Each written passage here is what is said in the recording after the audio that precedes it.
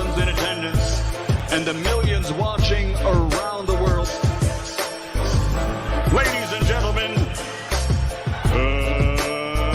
let's get ready to rumble!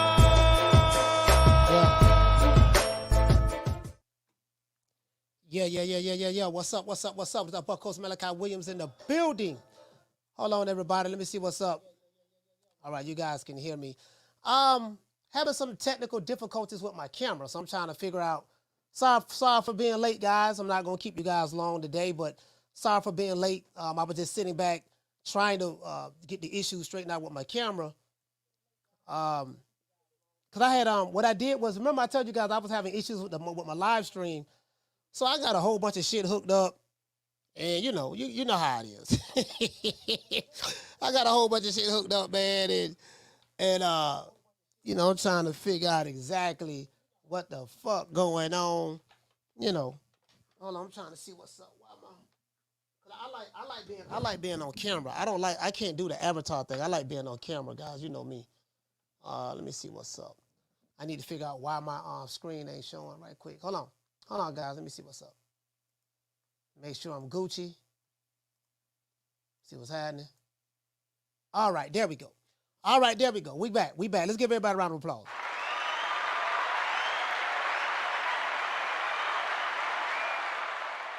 Yeah, I was having some issues. I was trying to see, trying to get everything straightened out before the show started. And come to find out, I looked up, I'm like, damn, man, it's past 3 o'clock. It's 10 minutes, 10, 11, 12 minutes after 3. You know what I mean? So it is what it is. My bad, y'all. That was my fault. That was on me.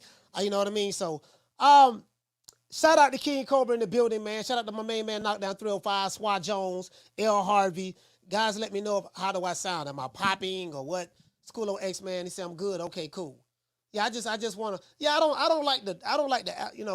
like to be able to show my face on camera. You get what I'm saying? The only way you see me do an avatar unless, my shit tripping. But what I did, I had disconnected everything. I wish you guys could see what all I have hooked up. It's a lot of stuff. Roadcaster, ATM Mini Pro. I have a multi-screen monitor, cameras everywhere. Camera right here to my left, camera right there to my right, camera right here in the middle. But I got some shit, man. So it is what it is. Shout out to Swat Jones in the building. Let's get into the show. Now, I'm going to get directly into it, guys, because I know I kept you guys waiting. We do know that I was able to catch an interview with Terence Crawford on the Hot 97 radio station, Hot 97. I was able to catch him on there, and I did see where Bud said that Crawford said that he is he addressed a couple of things. He said, hey man, more than likely he will be having that rematch with Errol Spence in December.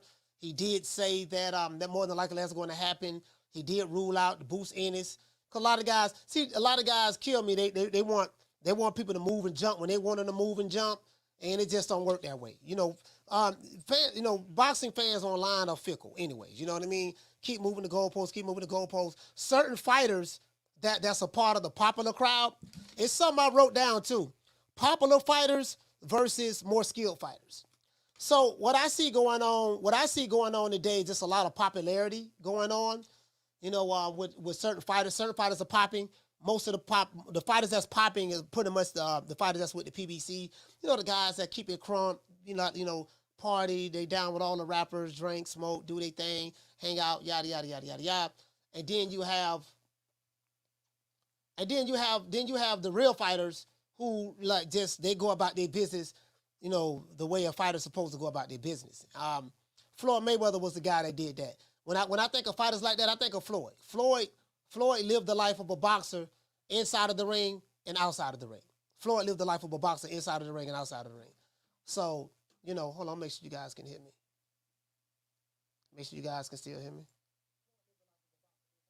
Okay, cool. Y'all still can hear me. That's good. You get what I'm saying? So it is what it is. So I think this era right here is more of the popular. This era here is more of the popular fighters era. And then what happens is when the popular fighter gets in there with real motherfuckers, you see what happened to him. But I've been hearing all type of shit, man. Like I'm not gonna say any names, but I was on the phone with a promoter, and he said some crazy shit. He said some crazy shit. And I said, well, listen, man, I want to try to get him on the show next week. So I said, look, man, I'm going to try to get you on the show next week, man. Will you be willing to go on the record? I'm going to ask you this question that you're bringing up to me right now. And he said no. He said, no, man, don't ask me this question because I don't want to be put on blast. So basically he told me this in confidentiality.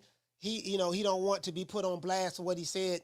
But basically he was hinting that there was some type of, basically he was saying Terence Crawford cheated. He said that Terence Crawford was allowed to cheat against Errol Spence. And I asked him directly. I say, so are you telling me that Al Heyman, a PBC fight card, Al Heyman, Derrick James, the Nevada Commission, this whole PBC thing, they was controlling everything. They allowed Terence Crawford, a fighter who they really don't like, to cheat. He's, yeah, man, the glove, yeah, he said he had his hands, gloves, he stacked his gloves. He did stacking. Did you see when he was wrapping his hands in the back? I'm telling you, dog, he did stacking and this and that. So I said, okay, I'm gonna have you on the show. Since you're gonna be on the show next week, I said I'm gonna ask you this. I'm gonna ask you this question, and I want you to explain it to the audience. And he said, no, I don't want to do that now. I don't want to be on blast. Now just think about that. Al Heyman. Errol Spence is Al Heyman's favorite child, one of his favorite fighters over there. This is a known fact. And a local promoter said that, no, man, this is what, I'm not gonna say his name, but he said, no, man, but he's not willing to go on the record and say it. He's not willing to go on the record and say it. So it is what it is. I'm like, bro, this is Deontay Wilder, Tyson Fury all over again. True. This is Tyson Fury, Deontay Wilder all over again. You can't make this up. And the guy said that he's not a fan. Well, he doesn't lean towards Crawford or Spence. Which as soon as they say that, they lying.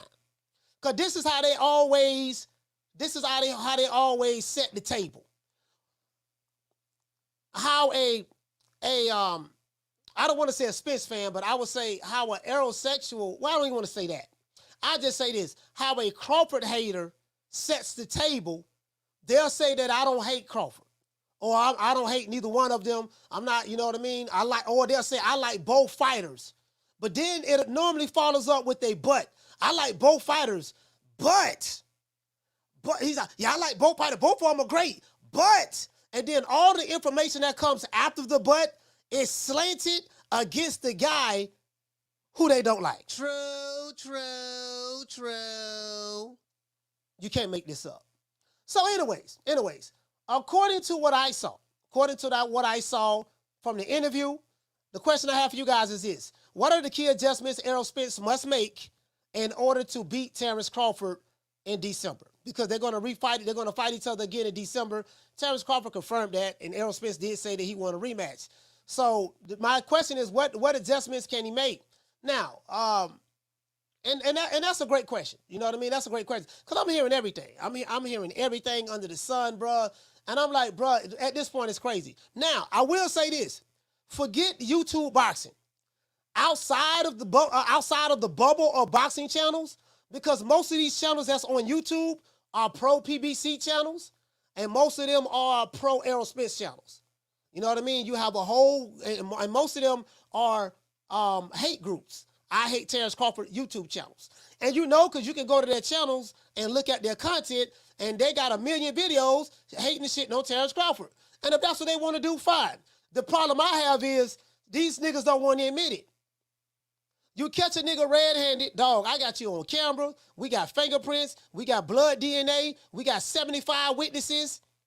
And we have you on 15 cameras doing the exact same shit. And these niggas won't admit it. Now man, I'm just saying now. I always liked him. I always gave him his props. I always gave him credit. I'm just saying. You're like, come on, man. These niggas cut it out. True. But what's the good news? The good news is this. This shit is over with.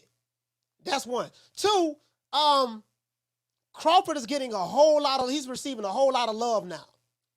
Terence Crawford is receiving a lot of love from different media outlets outside of YouTube boxing. Outside of the boxing world, you're talking about different, like in hip hop, the hip hop YouTube channels, the hip hop podcasts,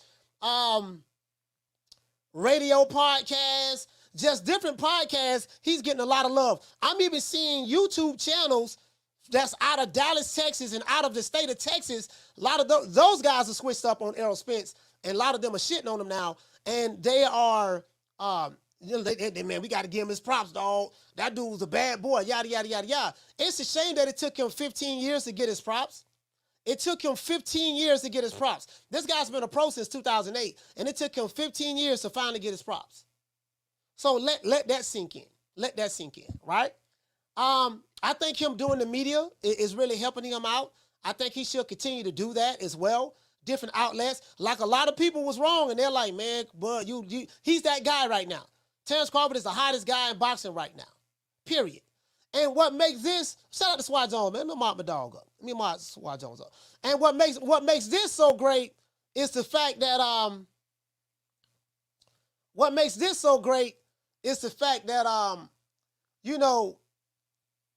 it helps boxing a lot. Now, a lot of people look at, and I want to pivot a little bit. I don't want to bring Tank name up, but as it relates to Tank Davis and Ryan Garcia did something really good. They had a fight. I call that the TikTok fight. Tank Davis and Ryan Garcia had a TikTok fight. You know what I mean? That was good for the social media, stuff like that, good for the casuals and yada, yada, yada, yada. But I've always said that that this fight between Crawford and Spence, this fight is for the hardcore boxing fans. This is the hardcore boxing fan fight. You know what I mean? And I think this fight, the reason why it garnered so much attention, the reason why everyone is talking about it, even the women I know that don't even watch boxing. Yeah, man, you know, I heard about that boy Crawford. He beat such and such. I even heard Minister Farrakhan talking about Errol Spence and Crawford, right? So Crawford is finally getting his props. So it took 15 years though. 15 years, let that sink in. So what's so good about this fight is this fight was a legacy fight. This fight was for legacy. This fight was for undisputed. This fight meant something. Tank Ryan Garcia, that was a TikTok fight. They made a lot of money, of course. They made a lot of money. I heard they made $30 million a piece. Crawford and Spence made like $20, $25 million a piece. So both of them made some good money together as well. So, but this was a legacy. This is something that people are going to remember. Like when you go through the history books, they're going to say 3-division world champion, 2-division undisputed champion, 3-time lineal, 3-time Ring Magazine, 2014 Fighter of the Year, pound for pound #1 fighter in the world. He's not going to stay there. Maybe when he retires, someone else is going to probably take that over. But this is what's going to be remembered. They're not going to remember how many Instagram followers you had. They're not going to remember how many TikTok video views you got, or how many TikTok followers you had. They're not going to remember that you was in the club getting litty. They're not going to remember that you was the popular guy.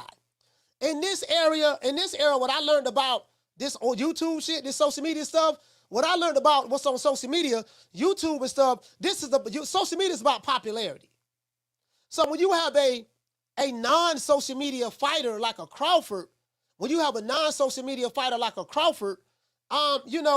he's not a part of the popular crowd. You get what I'm saying? So he's not going to be the one that's getting litty. And he got ice. He's in the club, popping bottles, sipping Mo, pouring Moet, sipping Cristal. That's not him.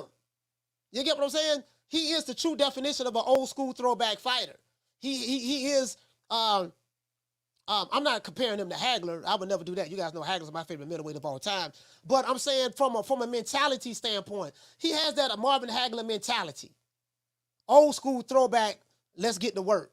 Let's go. I ain't gonna party. I ain't gonna drink. I ain't gonna be hanging out with you niggas. I ain't gonna be doing none of that. I'm just a country boy from Omaha, Nebraska. I just want to fight. And I'm gonna tell you guys something about Crawford that you guys may not know. Crawford is a street guy that just know how to fight, know how to fight and box and wrestle, whatever. He's a street guy that just know how to do that shit. He's not a part of the machine. You know, get what I'm saying? So, I mean, it is what it is. But what I love is when I go around, because I don't watch a whole lot of boxing content, because I do this shit every day myself. So when I finish, I want to get away from boxing. I do look at other, like, the smaller podcasts that I rock with. I do look at those guys. I may not stay the entire show, but I look at those guys. But for the most part, I like to look at, I've been in like different spaces just watching. I've been in different spaces just watching, right? And I say all that to say this: the spaces that I'm in, all of those guys who never talk about boxing, they are talking about boxing right now. True. They're talking about boxing, and they're talking about Terence Crawford. I hear dudes like, damn, man, I didn't know that dude was that good. And the reason why I found the video, I want to show you guys something. I found the video of a guy, diehard. He said he was a diehard Errol Spence fan, but he switched out on Errol Spence. I found the video of a guy. As a matter of fact, I'm gonna let you guys hear it. Let me let you guys hear it. That's the least I can do. I'm gonna let you guys hear it.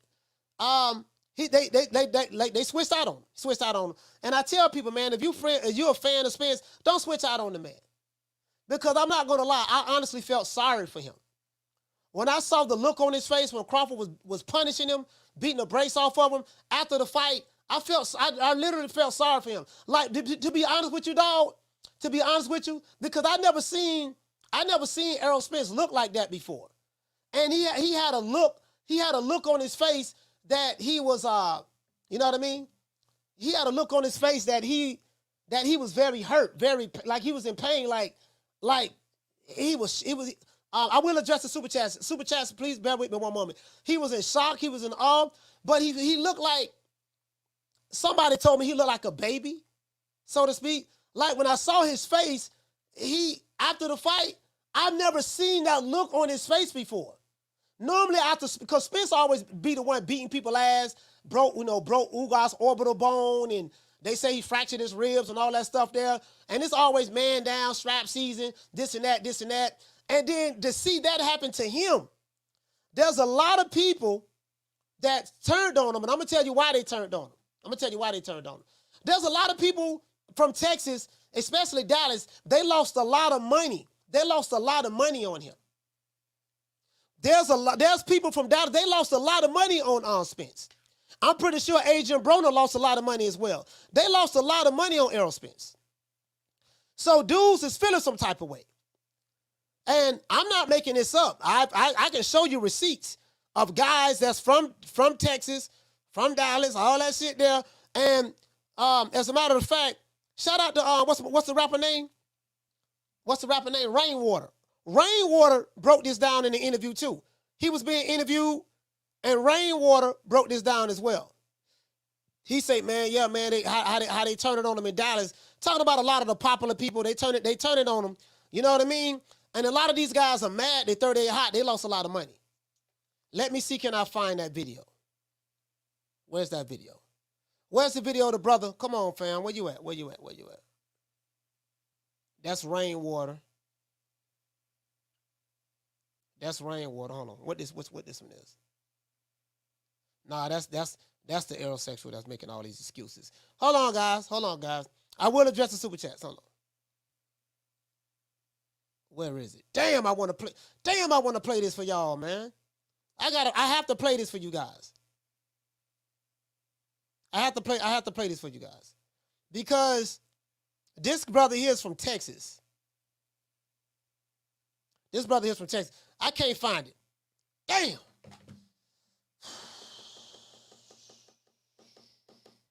Man, I can't find that, man. Anyways, we'll play Rainwater. Let's play Rainwater. We'll play the Rainwater interview. Let's give everybody that's here a round of applause. Phone lines, I'm finna drop them early.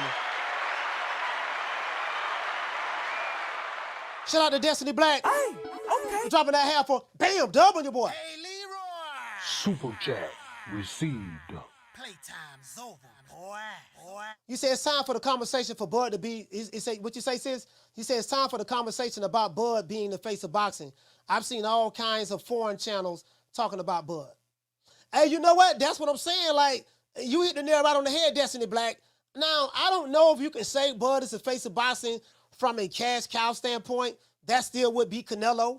In that aspect, no one is to draw that Canelo is in North America. That is the facts. But right now, Crawford is the hot name because now his victory, Destiny over Errol Spence, has made because it came out of nowhere. Like literally, no one expected this guy to do what he did.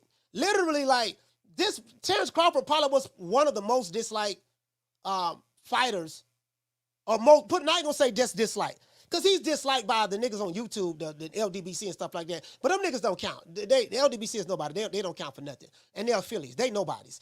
But a lot of people outside of boxing, they didn't really know much about this guy. Because he wasn't the popular fighter. He's not from New York. He's not from Texas.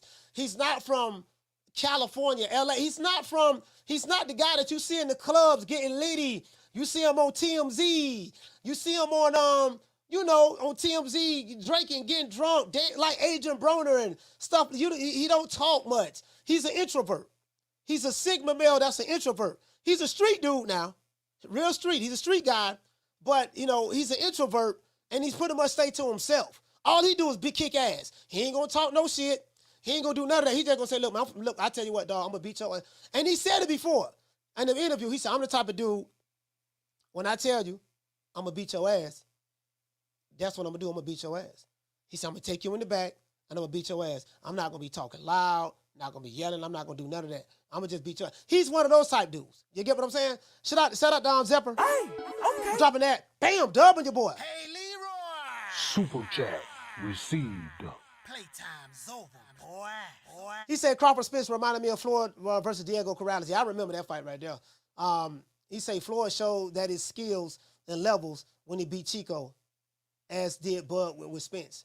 Yeah, then the thing is, when Floyd beat Diego Corrales, wasn't nobody saying he had illegal hand wraps or he had egg weights in his gloves, or they didn't say Diego Corrales. They didn't say Diego Corrales' water bottle was spiked. They didn't say none of this.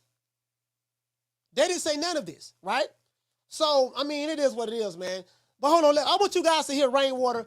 And before we get into the show, y'all please hit the like. Let's hit the like button. Once again, I am sorry that I was late. Please hit the like button, man. We're going to make it do what it do. But before we get into the show, we got to say all praises due to the Most High, the Most Exalted. And I do this facetiously. I am being sarcastic. I don't want nobody thinking I'm worshiping Al Heyman, because I'm not. This is a joke. This is a joke that I like to do every day, because a lot of these niggas from the LDBC and stuff like that, the Alphabet Boy community, they worship Al Heyman, and they think a guy who they never seen before, they worship this guy. And even though I do get paid on the back end from Al, you do know I get paid. I want my check, Al. I want my check.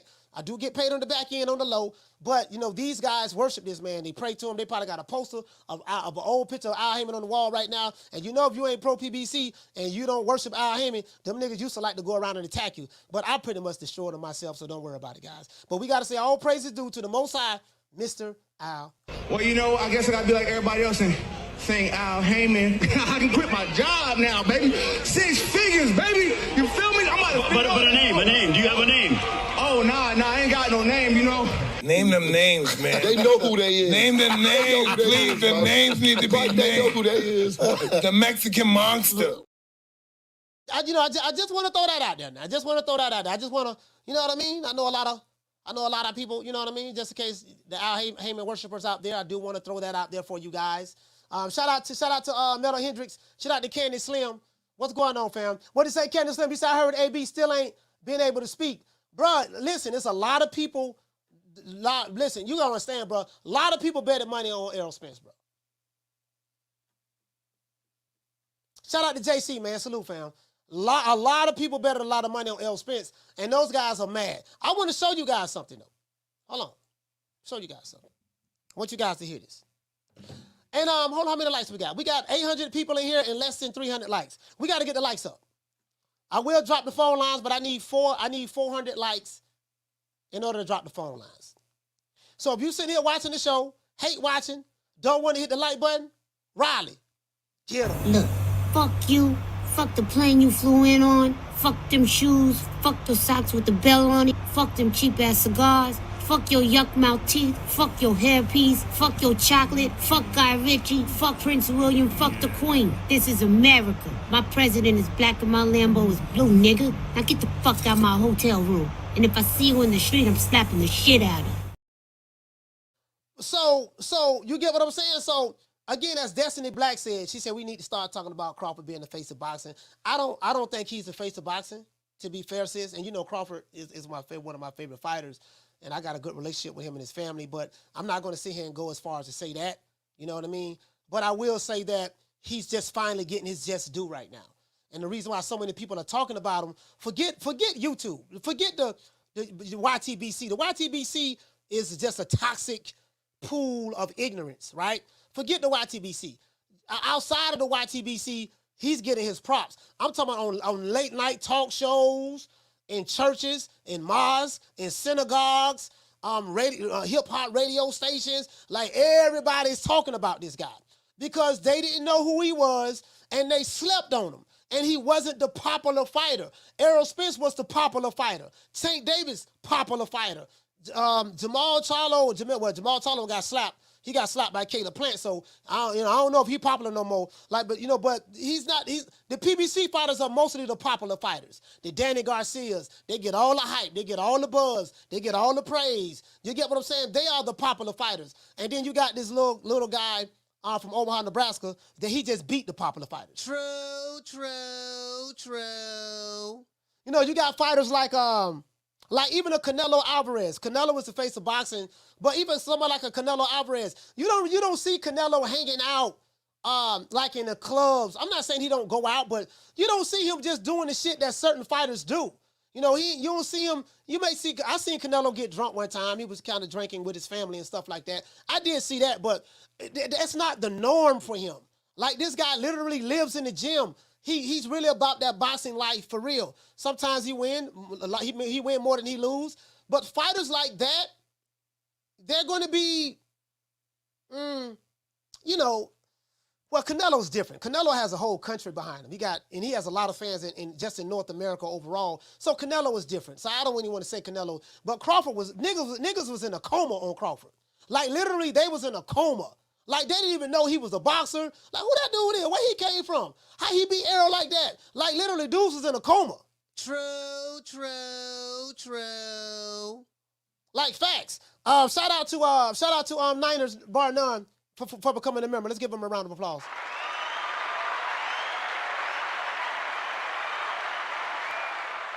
Shout out to Jit Stanfield. Hey, okay. For dropping that. Bam, double your boy. Hey, Leroy. Super chat received. Playtime's over, boy. What to say, Jit? You say, as you know, Coach, Errol always uses the jab in order to get to the body.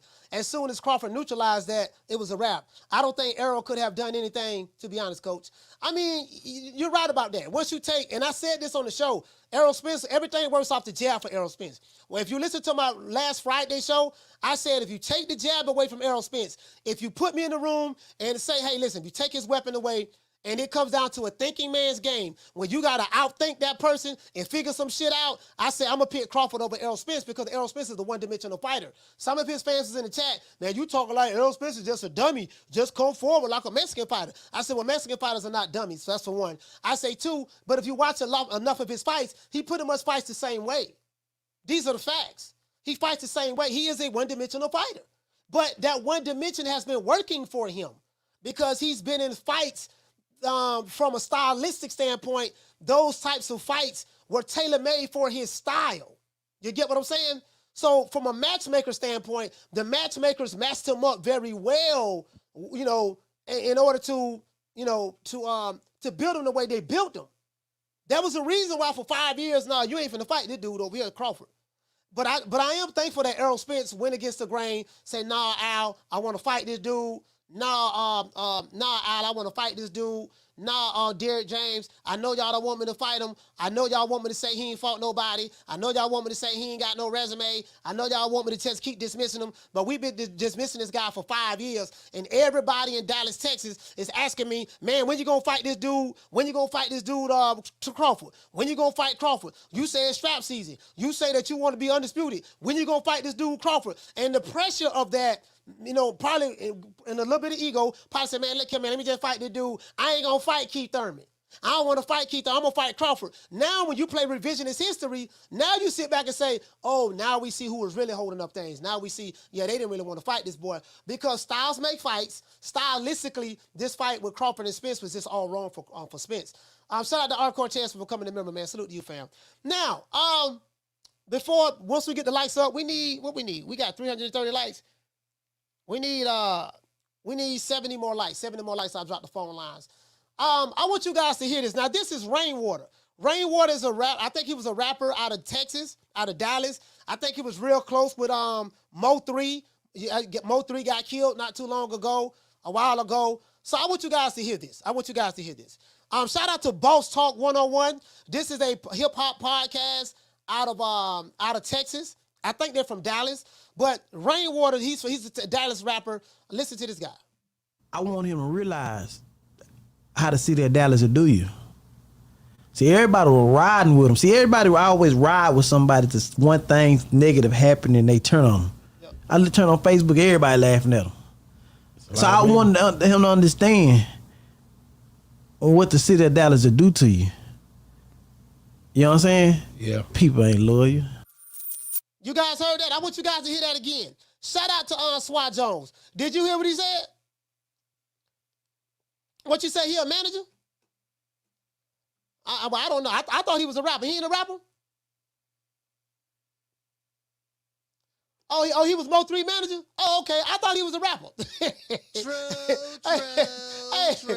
Hey, Broward Elite. Hey, sorry, 954 stand up. I thought he was a rapper.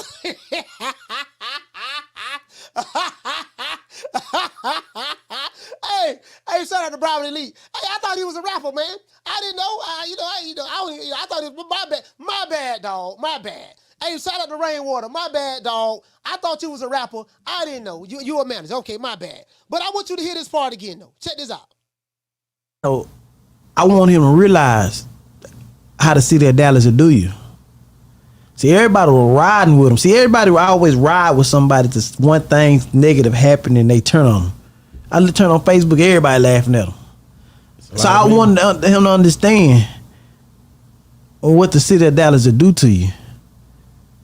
You know what I'm saying? Yeah. People ain't loyal. You hear what I'm saying? Now check this out. This is another thing he said too, right? I'm going to let you hear another stuff he said. So that's why I say, man, they switched on this guy. It's amazing. Errol Spence was the greatest fighter in the history of boxing until he got beat by Terence Crawford. Now, a lot of them, now Dallas don't switch out on him. Jerry Jones won't pick up the phone. I heard Errol Spence call Jerry Jones. Jerry Jones won't pick up the phone. None of the Dallas Cowboys football players won't pick up the phone. I heard that when he got back to Dallas, he tried to call the mayor. The mayor changed the phone number. The governor was going to name a street after Errol Spence. The city of Dallas was going to name a street after Errol Spence. Now they're talking about naming a street after Terence Crawford. True. The city of Omaha is throwing a parade, a victory parade for Terence Crawford. And the city of Dallas, the mayor is thinking about throwing a victory parade for Terence Crawford as well. True. Now, I don't know how true this is because I don't live in Dallas. I got to call my daughter. My daughter lives in Dallas. But I don't know how true this is. But I'm hearing that the mayor is even thinking about naming a street after Terence Crawford. I'm hearing they're thinking about taking Martin Luther King Boulevard and changing it to Terence Crawford Avenue. True. I don't know how true that is. Somebody from Dallas, please hit me up, let me know. But you get what I'm saying, though? They turned on him. That's what niggas do. So the YouTube niggas, they still trying to ride, making excuses, but Dallas ain't trying to hear that. They're like, nah, man, damn that nigga, man. Because those guys lost a lot of money betting on him, bro. Bro, there's dudes better. They're rent money. There's guys that took their. I do see my live feed, my stream tripping. There's guys that took their rent money. There's guys that took their baby mama strip club money. Man, my baby mama, man, Big Booty Judy made $3 grand. She made $3 grand at Magic City. But my baby mama went to Atlanta. But she made $3,500 at the KOD Atlanta. She made $3,500, dog, and she came back home. She made $3,500. Hold on, guys, my stream tripping again. I don't know why my stream be tripping around the same time every day. My stream tripping again, saying my internet is unstable. You're on Wi-Fi. I tried, dog. I tried doing the router. I have the router right next to me. Let me try the Spectrum right quick. This goddamn, I do not want to try Spectrum. I'm using Frontier.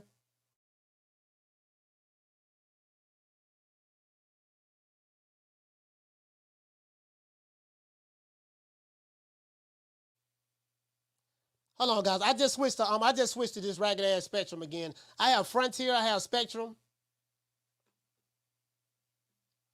I have Frontier. I have Spectrum. You know what I mean? So, and then we just gonna let's just rock out. Let's just rock out because I've been monitoring this here.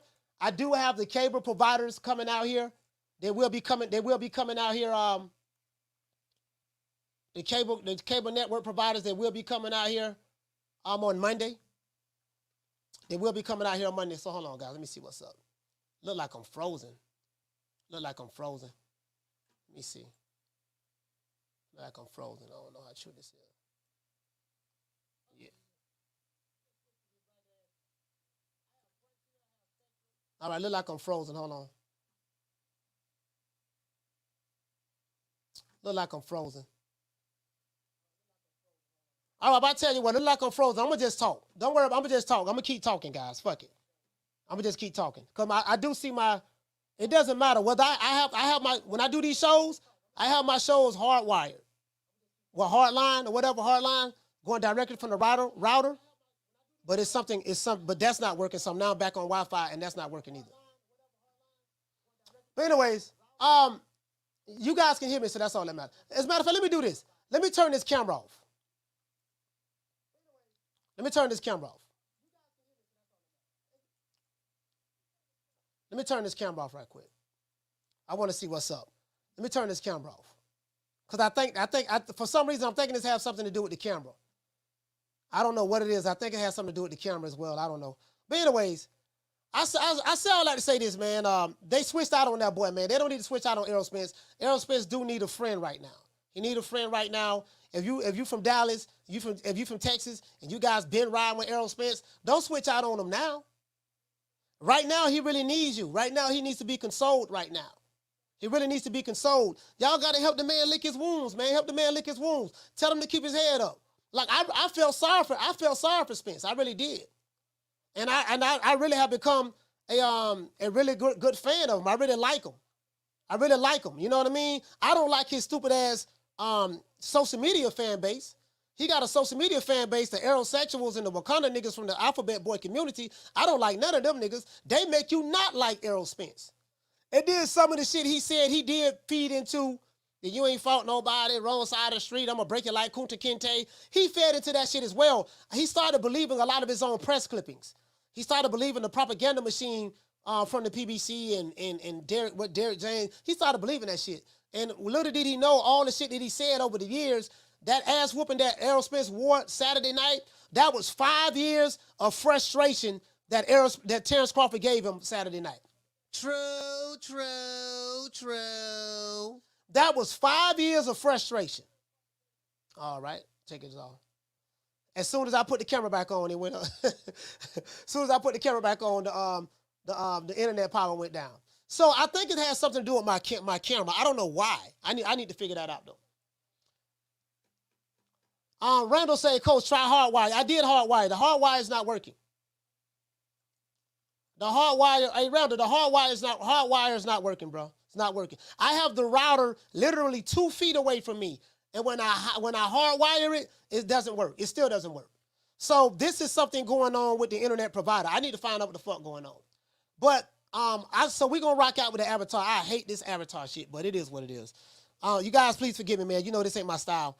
But that's the reality of the situation. They switched out on that man. Y'all need to hang in there with him, man. Hang in there with him. Don't do the man like that. He was your man's yesterday. Yesterday, Errol Spence was your man's. I did the hard wire to the modem. I did that. That don't work. That hasn't worked. That was your man's. I have the modem right next to me. That was your man's.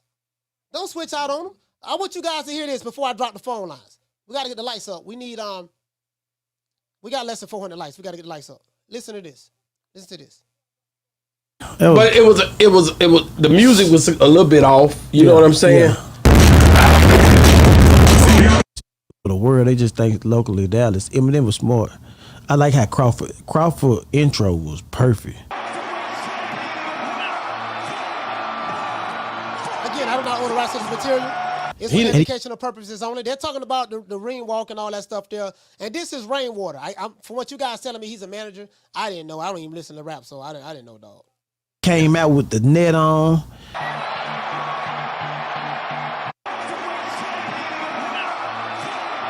Again, I do not own the rights to this material. He came out with the net on. Shout out to Knockdown 305. Shout out to Nelly Content, Rockman. He came out and just stood there.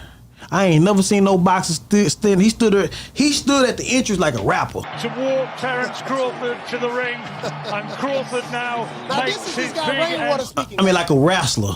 Crawford now makes his big entrance to this huge arena. You ever seen WWF when they just stand right there and look around? He stood there, Eminem stood there, Eminem said word. He announced him, made his presence felt, just said word on the microphone because he knew the delay. Okay, they talking about the delay. When they was finna come out, I felt like I was fighting. Me too. Yeah. I ain't gonna lie, I was all the way into it, bro. Yeah. And I was sitting there on the Hey, so now this is a Dallas radio station. Not radio station, but a Dallas podcast. And they're talking about, I think they're from Dallas. I think it's a Dallas podcast. And it's called Boss Talk 101. I listen to these guys all the time. Shout out to those boys over there, Boss Talk 101. Hope to be on your show one day. But yeah, man, Boss Talk 101, they're talking about the shock and awe that they had when Spence got beat by Crawford. And then you have Rainwater on there. And he gives Errol Spence a message about Dallas. Because if you listen to these niggas on YouTube, you'll think that everybody in Dallas was one monolithic group of people and everybody got along. Bullshit. Dallas niggas is killing Dallas niggas left and right. Everybody in Dallas don't get along. Houston don't fuck with Dallas and Dallas don't fuck with Houston. And it's like that in every city that you go in. But on YouTube, you'll think that all that's from the same state. You supposed to rock with the same state. Bullshit. Everybody in Texas don't get along. Everybody in Florida don't get along. When have you ever known everybody from the same state to get a goddamn along because they from the same race, ethnicity, or come from the same culture? True. Everybody don't like the same shit. You get what I'm saying? Shout out to Knockdown 305. Chair watching. I know you was there. I'm sitting at my partner's place over there, and I'm watching on the big old. Shout out to Boston Gyms. What is that? We had the big thing that looked like a movie. Yeah, it's a big old big thing. I'm looking at it, and them niggas big on there when they come out. Big X was big on there. Nigga. Man, and then I say, man, I tripped because Earl looked like he wasn't all the way there. Like it like his face was redder than me. It was like, what's going on with this? Hey, let's go, man. They trying to figure it out. Goddamn, dog, what's going on, man? Oh, man. Man, I'm trying to tell you. Everybody say, Edgar says, he said, if you have Frontier and Spectrum and both routers are on, there's a good chance that they're interfering with each other. You can get on both routers settings and change the channels. Okay, you know what, Edgar? Hey, good look. As a matter of fact, let me. I just screenshotted what you said, Edgar. I just screenshotted what you said. We gonna find out because I have the cable providers coming over here to check out what's going on. Let's go. Yeah, it was a big fight. So you think it was nerves? I think it was a big fight. The first round he was him. Spence. Yeah. So you heard what he said? He said Errol Spence seemed like he was kind of off. Rainwater said, yeah, it was a big fight. And that's what I said. I say, man, the moment was huge. This is the biggest fight he's ever had. And he said he talked a lot of shit. And this guy you've been talking shit to, he's been very calm. He's been very poised. Like Crawford ain't said a goddamn thing. You called me, you said you're going to break me like Kuta Kinte. Y'all called me a slave. Y'all called me top ranked Toby. Y'all said I ain't fought nobody. Y'all said my baby mama wasn't an ideal size. You talked about my mama. You talked about my daddy. You talked about my family. You talked about where I was from. Say I was an old black country boy. All that stuff there. And he didn't say nothing. Crawford was like, I'm going to show you Saturday. That's all he said. I'm going to show you Saturday.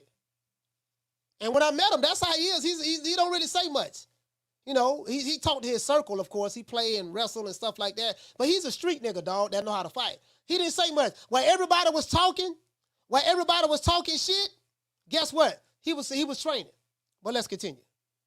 Oh, shit! Go look at. I done looked at that fight 5 times now. The first round he was charging. The second round he was still doing his thing. But go back and look at that second round, and he said, "I'm tired." He said at the second round, "Damn, I'm tired." After the second round. At the second round. After he got. Okay, if he said he was tired, that's what he said. But if he said he was tired, y'all remember when Deontay Wilder fought Tyson Fury? Do you know how Deontay Wilder when he fought Tyson Fury? Remember how when you seen Deontay Wilder fight in the past, he never looked like he was tired, never looked like he was exhausted. But when he fought Tyson Fury, that was the biggest fight of his career. Not the first fight. The first fight he was fine. Remember him, Tyson Fury, Wilder and Fury fought 3 times. The first fight he was fine. But that second fight, when he talked all that shit, you got pillow fists. He was talking about to this day. Y'all remember that? To this day and all that stuff there? You know why you can? You just sit here, you don't know what I'm talking about? Y'all remember all that? But then when the rubber hit the road and the reality of the situation presented itself, when he had to back that shit up, shout out to my sister Nick Rich, when he had to back that shit up, like anxiety sets in. Mental fatigue sets in. Anxiety and mental fatigue sets in, right? And it's like, man, you got to back that shit up now. Man, you got to fight this nigga. Just imagine an entire city of Dallas riding with you. The entire city telling you, man, you the best fighter in the history of boxing. We got your back. You in the club. You drinking with these dudes. You smoking with these dudes. You partying with these dudes. They treating you like you the superstar. And you defecating on a dude from Omaha, Nebraska that don't do any of this stuff. True. You finna get in the ring with an Omaha assassin. And you don't even realize this dude is a stone cold killer. Shout out to my sister Nick Rich. Shout out to JC. Shout out to Food Revolution. This dude is a stone cold killer. And you talking shit, doing this and doing that, but nobody never thought about this. There's a reason why they kept this boy away from Crawford for 5 years. Let's continue. No. It was before he got knocked out. No. Back comes Crawford with the jab. Down goes Spence. How quickly that. Then that's the first round. The first round. Go back and look at the end when he walked into the thing. He said, "I'm tired." You gotta understand, you come from Texas heat, and you come from losing damn near 30, 40 pounds. That's what I'm saying. How quickly did he lose that? So now they talking about when you come from Texas heat to losing 30, 40 pounds and making for a fight. My issue was this here. When he fought Ugas, y'all said he was the eye collector and the bone collector. There was no problem when he fought Ugas. Texas heat. There was no problem when he fought Danny Garcia after the car accident. They said he was back. Did you get what I'm saying? But let's continue. How quickly did he lose that weight? I'm not sure. I think they got their training camp. He probably did like 3 or 4 months. They pros. Yeah. I need to find out what he doing too to lose that damn weight. Cause that when he want to lose weight to some way. Look, I ain't never seen nobody. That's the first time ever getting beat up. You never see. Yeah. Nah. Look. Let me tell you. Even for me, when he first walked out, he just didn't look like himself to me. He looked like something was wrong. So the sister on here, she said when Spence first walked out, he didn't look right to me. He looked like something was wrong. There was nothing wrong with Ugas, nothing wrong with Danny Garcia, nothing wrong with Mikey Garcia, nothing wrong with Sean Porter, nothing wrong with Chris Algieri, nothing wrong with Ocampo. There was never nothing wrong in the past. This one fight, something is wrong. True. You can't make this shit up. Let's go. It's a big fight. It's a big fight, and I'm gonna be real, with a lot of money on the line. Yeah. A lot of people. Hold on. People bet. You know what I mean? He looked like something was wrong. Check this out. It's a big fight. It's a big fight, and I'm gonna be real, with a lot of money on the line. Yeah. A lot of people bet. You know what I mean? A lot of money on the line, nigga. Some niggas was broke after that. It was a bunch. But win or lose, he still get paid. You heard what I'm saying? There was a lot of money on the line. Lot of money on the line. Niggas went broke. Niggas went broke. That's what it was. That's what shocked these niggas. A lot of money on the line, right? It's a nigga right now betting a bunch of money on Errol Spence. He ducking the nigga he owe right now. True. You say he fought Ugas and Danny in Dallas. What you saying? I'm saying there was no excuses before that. What you saying? What part of what I'm saying you don't understand? Don't matter. It's still a goddamn excuse. Mike Jones. Anyways, let's go. Yeah, he got that bag. He about 30 million in. Yeah, right now. so win or lose, he still get it. Oh, he good. Yeah. I think he gonna fight again too. It's coming. It's coming. Fight the same person in December. Yeah. Nah, look. Let me tell you this. In December. You know, I fuck with him. You know, growing up. You know, y'all used to be like buddies or something. Wasn't you? Look, I ain't. So he gonna talk about their relationship, Rainwater, and he gonna talk about him and Errol Spence's relationship. They went to school together. Never seen nobody. That's the first time ever getting beat up. You never seen nobody beat him? Hell no. Hell no. Since he was a kid. Nah, hell nah. So you heard what he said? He said that was the first time he ever seen Errol Spence get beat up. So that was a shock to people. And the fact that he got beat up by a guy that in the entire city of Dallas or state of Texas, a lot of, well, not the entire, because Terence Crawford got a lot of fans in Texas as well, but a good portion of people in Texas was, we just gonna say Dallas. In Dallas, he got beat up by a guy that everybody was so dismissive of. Very dismissive. You get what I'm saying? Shout out to Derrick Choice. Hey, okay. For dropping that quarter of a dub on your boy. Hey, Leroy. Super chat received. Playtime's over, boy. Hey, Derrick say, what you say, Derrick? Derrick James probably told Spence not to worry. Ugas beat Crawford in the amateurs. True. You know that's what these niggas online be saying too. Yeah, man, Crawford lost to Ugas in the amateurs. Crawford was a teenager and Ugas was grown. He lost to Ugas in the amateurs. Ugas beat him in the amateurs. So you know what Ugas gonna do to him in the pros. And Spence beat Ugas. Sent him to the hospital. You can't make this shit up. Remember that? Niggas who don't know shit about boxing. Yeah, listen. And this is the thing that get me. I felt sorry for Spence. I'm like, damn, man, Crawford beating the shit out of this nigga. And then the crazy part about it, Spence, Crawford told me what he was gonna do to him. I'm at his mother house, Miss Deborah house. Shout out to Miss Deborah and Shantae and TT and Travion, and shout out to everybody over there, man. His uncles and everything, right? His dad. He told me what he was gonna do. Bomac told me what he was going to do. Red told me what he was going to do. Saul told me what he was going to do. Bernie the Boxer. Man, you're going to be surprised how easy we make this shit look. Shout out to Boxing Gyms. He said once we take that jab away from him, he ain't got nothing. That's what he said. They told me that. And that's when I came back with him. I was like, look, dog, I got Crawford stopping this dude in 10. I got Crawford stopping him by 10. It's going to be a stoppage. There's a lot of dudes at my barbershop, because I made $3,000. I made $1,000 on YouTube, and I made another $2,000 at the barbershop. There are dudes at my barbershop right now looking sick right now. They're looking sick right now. You get what I'm saying? But let's continue. At the end of the day, you know, I want him to realize how the city of Dallas will do you. See, everybody was riding with him. See, everybody will always ride with somebody to one thing negative happen and they turn on him. You heard that? I want you guys to hear this again. Let's go. Now, this guy's from Dallas. Hell no, since he was a kid. Nah, hell nah. And at the end of the day, you know, I want him to realize how the city of Dallas will do you. See, everybody was riding with him. See, everybody will always ride with somebody to one thing negative happening, they turn on him. I turn on Facebook, everybody laughing at him. So I wanted him to understand what the city of Dallas will do to you. You know what I'm saying? Yeah. People ain't loyal. People ain't your partner. Them people turn on you quick. I seen. Now you hear what he said? Now, if you listen to these niggas from the alphabet boy community, you would think everybody in Dallas is down and cool and it's one consolidated movement together. Bullshit. Nigga, I be looking at Dallas news. Them niggas in Dallas killing each other left and right.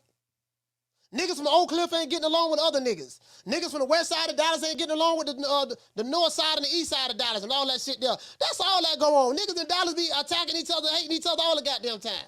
These are the facts. That's any city you go in. Miami, Tampa, Atlanta, LA, San Diego, Frisco, New York. That's any city you go in. Everybody in your area, it's always gonna be motherfuckers the closer you get, that's gonna hate on you. So he had a lot of people, yes men around him as well. I'm gonna let Rainwater finish though. Yeah, and at the end of the day, let me tell you, at the end of the day, that's one solid nigga that I've seen when it come down to fighting. He ain't lost one fight. I ain't never seen him run from a fight, none of that. You know what I'm saying? Because he was around me since we was kids. You know what I'm saying? So I know he about. How long was y'all? How old was you when you first met him? He was in third grade. He said he been knowing Crawford. He said he been knowing Errol Spence since the second grade or third grade. He been knowing Spence since the second or third grade.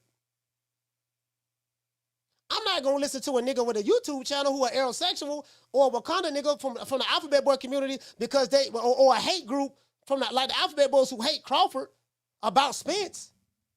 And did you notice Spence and Crawford don't hate each other? They shook hands and hugged and everything. But if you listen to these niggas online, you would think that goddamn man, Crawford and Spence hate each other. If you listen to the Alphabet Boys, because they try to make this shit seem like if you ain't with us, you against us. We gonna threaten you, send you gun emojis. You better not come to our city and stuff like that. Yet last year Crawford was in Dallas. Ain't nobody do shit to him. Crawford was in Houston at the celebrity basketball game with 50 Cent. Crawford was in the state of Texas for an entire month. You want to know how I know? Because one, it was in the news, and he told me. True. He said dudes were walking up to him like, yeah, man, we rock with you, man. We like you and all that stuff there. And he said it was just him and another guy. Ain't nobody fuck with him. Not saying that he was a bad boy, but he don't fuck with nobody. But if you listen to these niggas online, on these online boxing channels from, who I like to call the Wakanda niggas, if you listen to the Wakanda niggas, you would think that, man, Errol Spence and Crawford, when they see each other, it was going to be a shootout on sight. True. But let's keep going. I was in second and third grade together? I was older than him. I had to be like fourth, he was second. Okay, and you always seen him, you always talk? Nah, yeah, he played on my little cousin's football team. Yeah. And down there where we from, everybody had games at the same place on Saturday. The whole community there. Wow. The mere fact that he said everybody laughing at him now. I ain't from Dallas, so that's a Dallas. I don't get involved in Dallas politics. I don't get involved in the politics in no other city. Cause I get it, I understand, right? But I want to say something to Dallas, man. If y'all was fans of Errol Spence, don't turn on the man. I honestly feel sorry for him. I really do. Because you're going to find out who's really with you when you're at your lowest point. Now, he don't made $25 million. He don't made $25 million on this one fight. So he made the bag. And Terence Crawford made $25 million. He made the bag. So they made the bag. But don't, that's why you can't be so high when you got dudes say they love you, they ride for you. Cause this shit be phony and fake. True. It's fake love, dog. It's fake love. You hear these niggas talking about they gonna shoot somebody about Errol Spence? It's fake love, my nigga. These niggas don't love you. They don't love you, fam. These niggas don't care nothing about you. Let's continue. But you said Dallas turned on him though, but just like how you see the negative, you see a lot of love still. I've seen people say, "Don't worry about it. You're gonna get him next time." Those are people that really care, but you know, right. But you talking about, you know how you can have this much positive and you have this much negative. Paul Pierce. And you see it. Listen, I watched Paul Pierce go on there and say this boy ain't the truth, and no. Who is Paul Prince? Hold on. Nobody from Dallas went over there and questioned it. The fuck?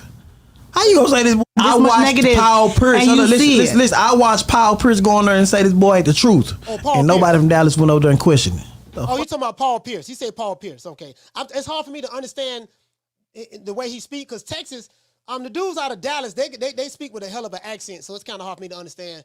They're very, they hard for me to understand what he was saying. But let's continue. Fuck. How you gonna say this boy ain't the truth? And he done went through 28 fights flawless. And they just turned their back on him. They just turned their back on him. Dallas didn't take up for him. Dallas don't say nothing. Man, that's what I said. So at the end of the day, yeah, I wanted him to see that. You know what I'm saying? You know, he's surrounded by people that's, just except for his family, but it's people that's just want to be in the limelight. You think he has a lot? You heard what he said? Hold on, let's hear this again. He said Spence is surrounded by a bunch of people that want to be in the limelight. You had one nigga, Mr. I Hope to Be Gay.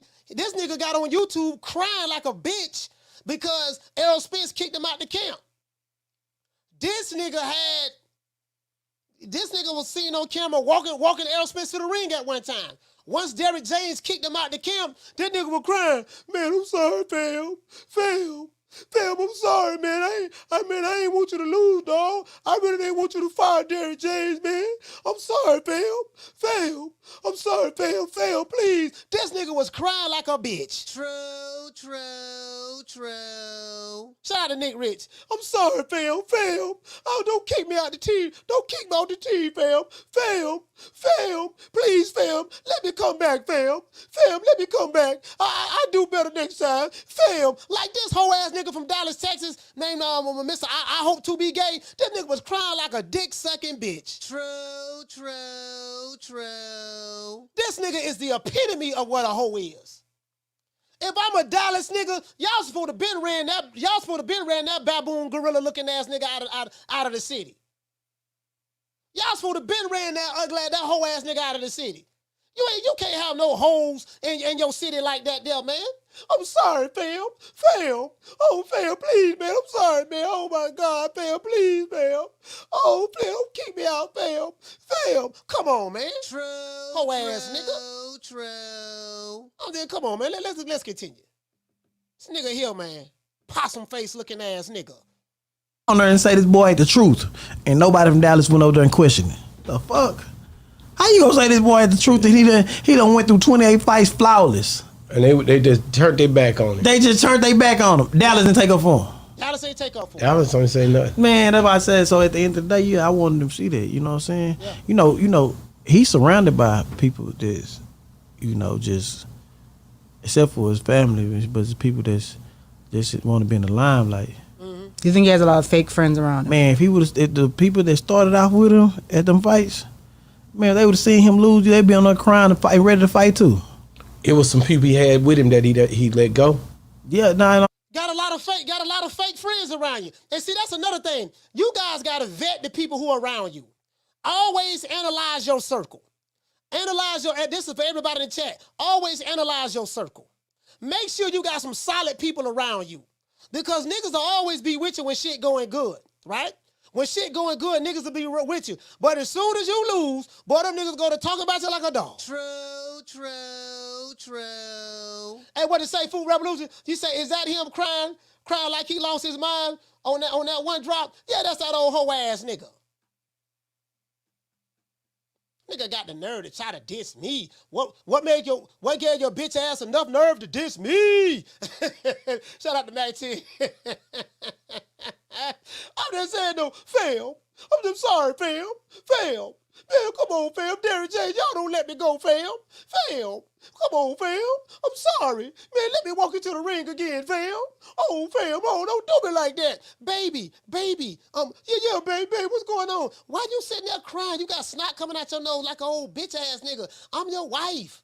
I got some of this good cootie cat, and the only reason I married your ugly ass because I felt sorry for you. My mama told me not to bring straight animals home, but I brought your ugly ass home anyways, and you know, in marriage, it hurt me to my heart to wake up in the morning and look at your goddamn face, and your breath so goddamn stink. You know, I don't know why I had a child from you. Your breath so goddamn stink, goddamn it. Lord have mercy. I got to blow kisses. I can't even kiss you in the mouth. Your breath so goddamn stink. You need to go get your grill fixed. You're looking like motherfucking yuck mouth. I'm like, goddamn. I'm like, my mama told me not to marry your broke ugly ass. I should have left you at the Metro, at the Dallas Metro Zoo when I met you, when I first saw you. But I felt sorry for you. Fed your monkey ass a couple of bananas, and now your bitch ass sitting over here crying over another man like a hoe. Nigga, I bet I never see you crying like a hoe. I'm just saying, baby. Won't you just come to bed, baby? No, wait a minute, baby. Fam, come on, fam. Baby, don't do me like that, fam. Come on, man. This old hoe ass nigga here. As a matter of fact, since I'm talking about this whole nigga, I might as well just show y'all, for those who don't know who I'm talking about, I might as well just show y'all what this whole nigga look like. I'm just saying, fam. Let me get back on the team, fam. I apologize, fam. Yo, come on, fam. Come on, man. Don't do me like that, fam. True.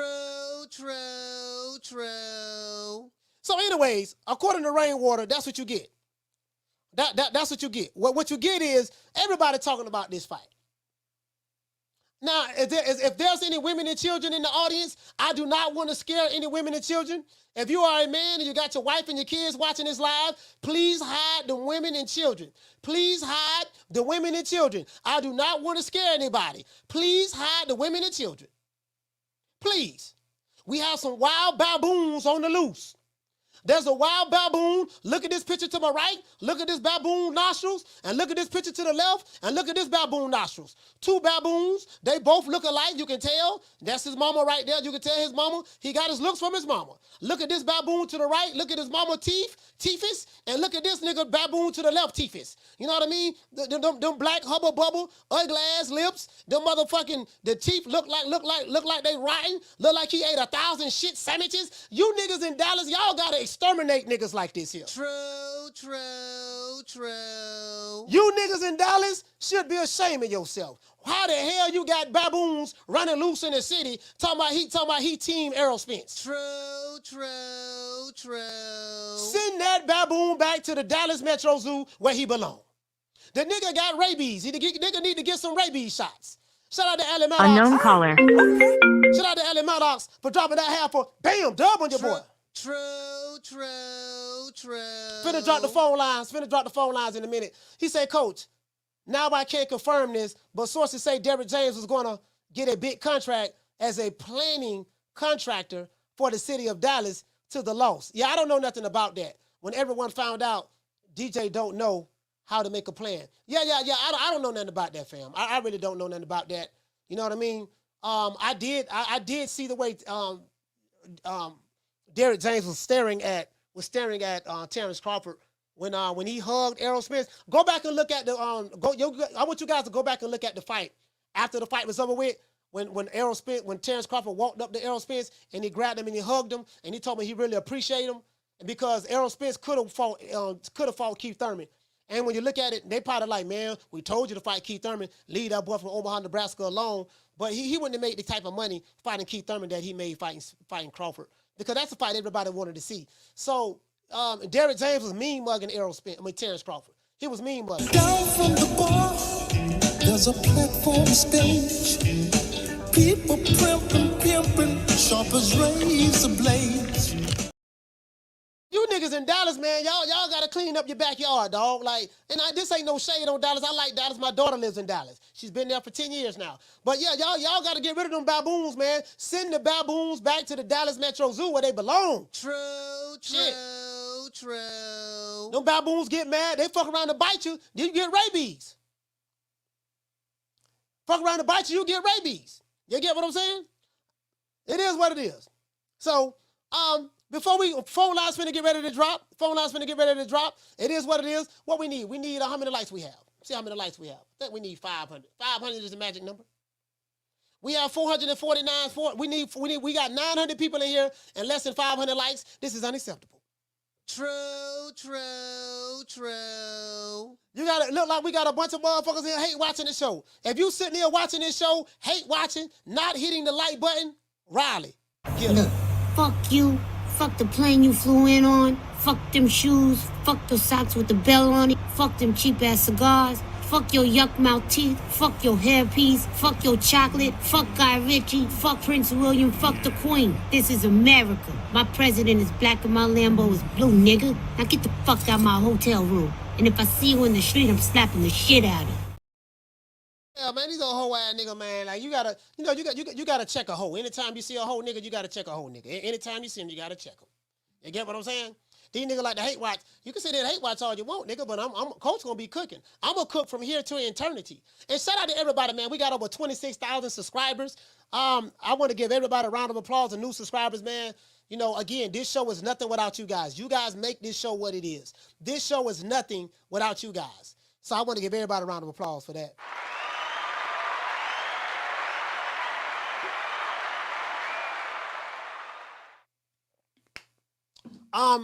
He say Coach be dissing Texas and Dallas. I don't diss Texas, and I don't diss Dallas. That's not true. I don't diss Texas or Dallas. That's not true. I don't diss them at all. I diss certain niggas that live in Texas and Dallas. True. There's a difference. If I say F Texas, then you can say I'm dissing Texas. If I say F Dallas, then you can say I'm dissing Dallas. I don't dislike Texas. I got family live in Texas. You get what I'm saying? I have family live in Texas. I don't diss Dallas or Texas. I diss certain niggas that live in Dallas and Texas. True. You get what I'm saying? You got niggas in Dallas dissing niggas in Dallas. You got niggas in Texas dissing niggas in Texas. So come on, man. I'm just saying, you know what I mean? Let's keep it a buck. Phone lines finna get ready to drop, man. Let's keep it a buck, man. Some of you, hey, you know what? Some of these niggas are still crying right now.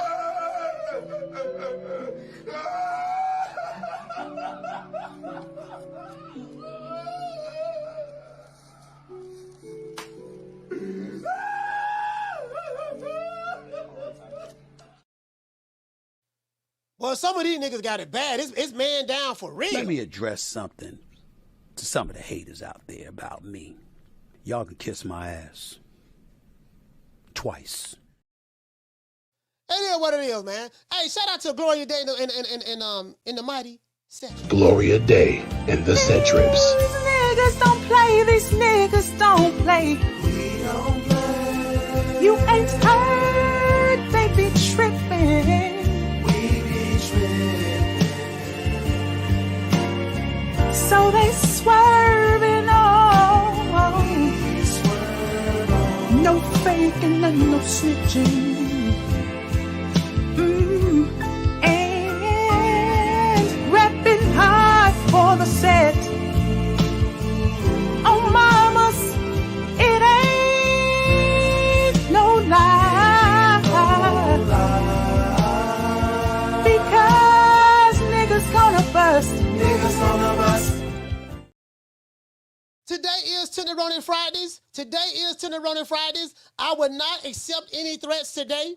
If you ain't, listen, we do not accept threats on Tenderoni Fridays. Now, you will be able to threaten me Monday through Thursday. Monday through Thursday, I do accept threats. I accept drop the addies. I accept I got shooters. I accept you better not come to Texas. I accept you better not come to Memphis. I accept you better not come to my city, my state. You better not come to the fight. I accept those types of threats on Monday through Thursday. But on Fridays, I refuse to be threatened. True. Just want to throw that out there. Phone lines is You want to talk some shit? Call me. Start some shit, bitch. Sup, fool? You gonna talk shit about me, homie? Where you from? Hundreds of niggas is waiting for your motherfucking call, and they all talking shit about you right now. Call the coach at 530-494-9636. We waiting on your bitch ass. Hey, dude say,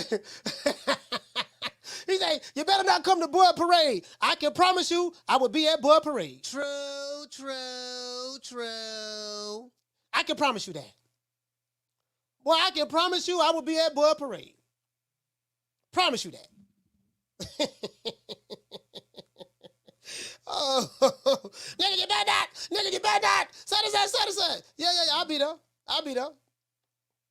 I tell you what, motherfucker who say I better not come there, I want to see you there. And watch what happens. Caller, what's your name? Where you calling from?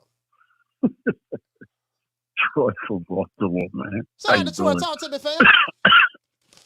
I'm glad you mentioned him, brother. You know, he stole my art one time, and I called him on it, right? Because I used to stay in touch with the brothers. I called him on it. He gonna tell me that that ain't me. His name is right on top of the artwork. He kept saying it's not him. He's like, nah, man, that ain't me. You know, because I'm not with them no more. I'm like, okay, look, brother. I hate liars. Scratch a lie, find a thief. I really hate that. Just man up to say you did it, and we can just move on. So I just said the hell with it and let it go. But I lost all respect for him on that day, right? And I ain't really check up on him and rock with him no more after that. But good show, brother. Good show, man. Keep up the good work. Man. You keep doing what you're doing. I don't know what's going on with the internet. You might want to scroll down your articles and see what you find. All right. Yeah, you know what? It's the camera. It's for some reason this camera is. I need to do a troubleshoot. So I got somebody coming out, and I'm gonna let them know what it is. I'm gonna get to the bottom of it. All right. But shout out to Troy, man. Be more stand up, man. So the question I want to ask you guys in the rematch with hold on, we got a Cash App. Shout out to Harvey. Hey, okay. Dropping that quarter of a dub on your boy Cash App. Salute to you, fam. Hey, Leroy. Super chat. Gotta get the Cash Apps out the way. Time's over, boy. Shout out to Harvey, man. What did he say, fam? Shout out to Harvey. Harvey say he say for the Crawford era,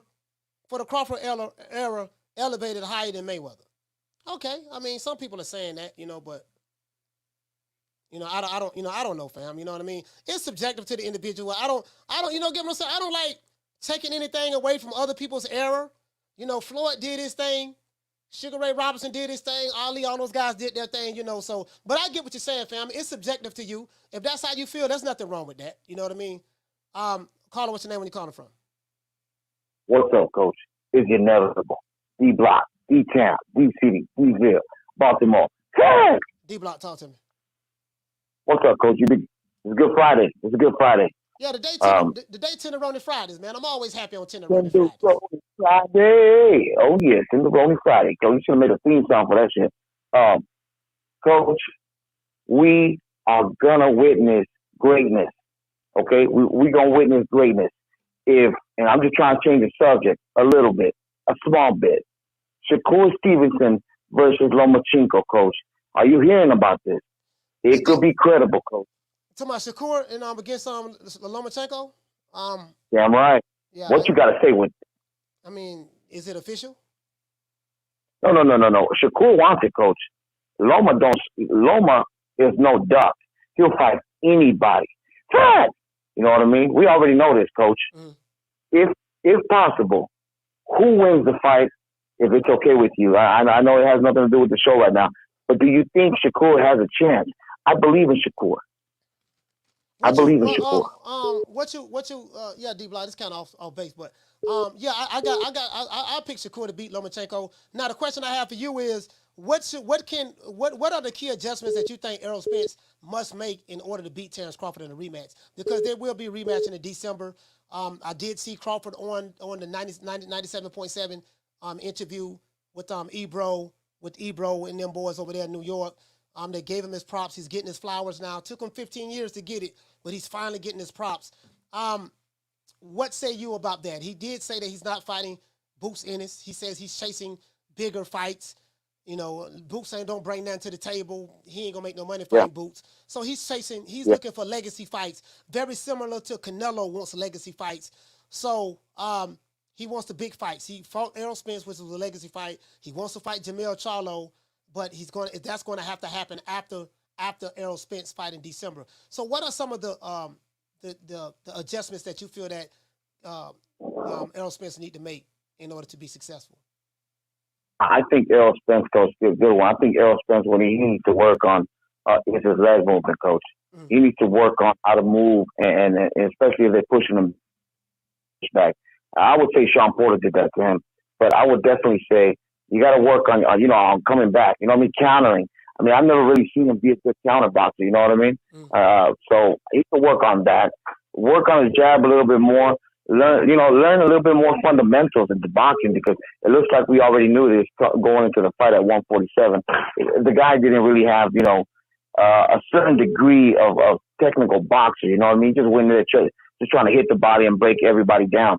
So I think he needs to go back to school of boxing and see the legends and actually let Derrick James actually teach him what he needs to be taught a little bit better than just going with the same plan. And have a plan B, coach. Have a plan B. I mean, you can't just go with one plan and move your damn head, man. Why didn't he move his head? I never understood that, man. But you already know he's from DeSoto, coach. You know he ain't from Dallas. I don't care what they say. He's a fake. He's from New York. He's from New York. I mean, what is it with Long Island? I mean, coach, we here in D-Block, in D-Town, D-City, we move our head. So when a punch coming, at least we move. This fool stayed right there in the middle, coach. Got hit all day. So definitely he needs to work on his leg movement, how to box a little bit coming back, and work on his jab a little bit better. You ain't got to throw a power jab every time. You know what I mean? Work on combinations. And be head move you. Move your head. So that's all I got to say. D-Block, D-Town, D-City, D-Ville, Baltimore. Shout out D-Block. I want to see the rematch. I do want to see the rematch. I think Errol Spence, he can't do no worse than what he did last time. So he has to rematch this guy. Because if he don't rematch him, then it makes him look bad. The city of Dallas has already turned on him already. A lot of because Errol Spence was a very popular fighter. City of Dallas turned on him already. So it's like, man, goddamn, man, they don't turn on this dude. I didn't like to see that, because Errol Spence is a nice guy. But I didn't like to see that. But a lot of these dudes online, they make me sick. I don't like a lot of these dudes online. Carla, what's the name you calling from? Coach, what's going on? It's Rob from New York. Rob from New York, talk to me. So, yeah, I know that you're asking about, what other adjustments Errol needs to make. I just want to be fully transparent. Going into the fight, even though I was rooting for Crawford, I was leaning towards Spence based on the narrative that was played onto us with, Spence being the bigger fighter, keeping pressure, throwing punches in volume and everything else. But given that we saw the results of what we saw, my only concern, which I kept telling people, was that Spence, even though he's very fundamentally sound, he's too linear, meaning he's a straight coming forward fighter. So if I was to make adjustments in the fight just to have a chance, number one, he has to be able to change the speed on his jabs. It can't be straight 1-2, 1-1 to the body and 1-2s. You got to be able to change the speed on the jab. It's a lot of feints, number two. And number three, he has to be able to implement them looping left hands. You can't be coming straight forward, because that's just not going to work. And number three, the most important, probably coming in with more than one game plan. You can't rely on just straightforward pressure fighting style, because with a guy that has a high IQ like Crawford, he's just going to dismantle you, regardless of whether you come in much stronger on the next fight or you have better balance. Once he takes that weapon away, it's a wrap for you. So that's all I got to say, Coach. All right, shout out to Rob from New York. Make a valid point.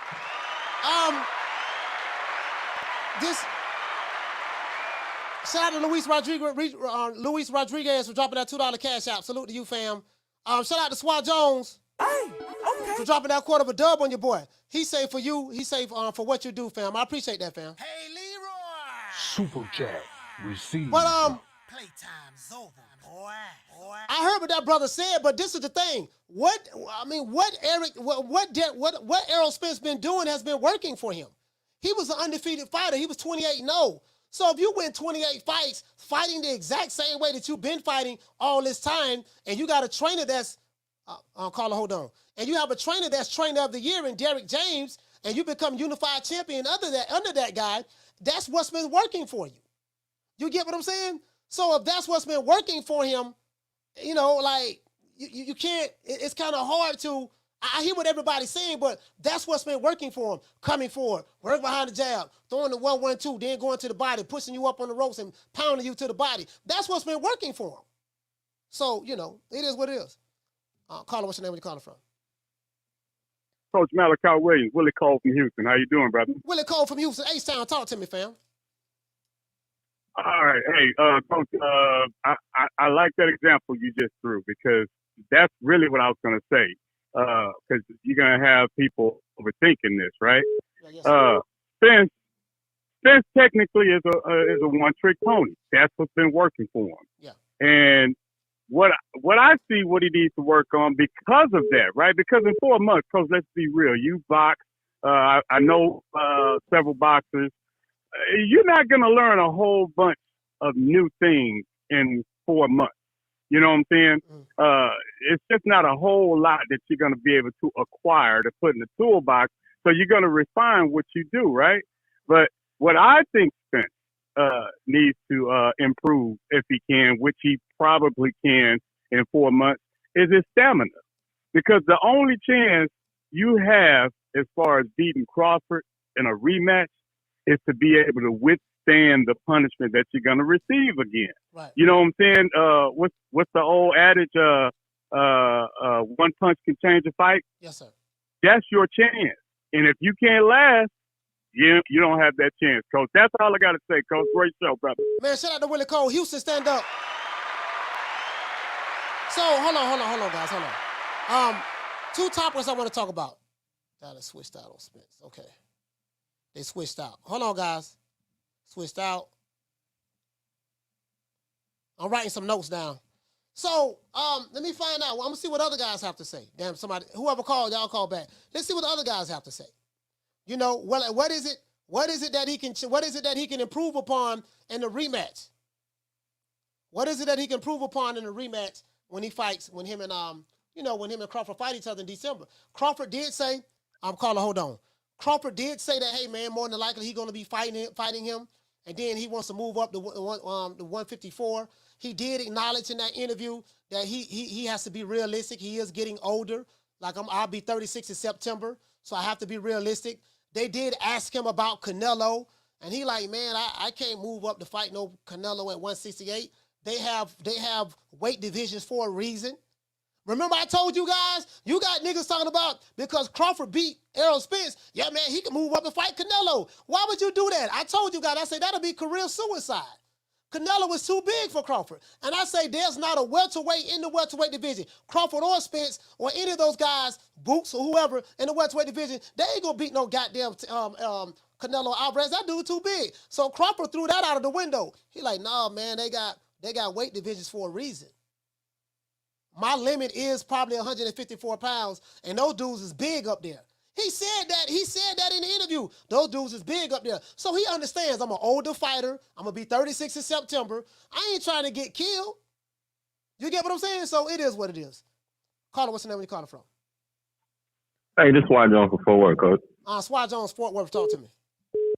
What's Andy, man? And with that last statement you said, I was on the phone while you were saying that, and I totally agree with you, man. Like, come on, man. Like, the man graded where he at. He graded who he is, and he do it the best. You know, I mean, putting the man in that kind of situation, they don't even make sense physically or business wise, in my opinion. I don't think I just don't see. I don't see Spence beating Bud for the rematch at all, and I damn sure don't see it happening in 4 months.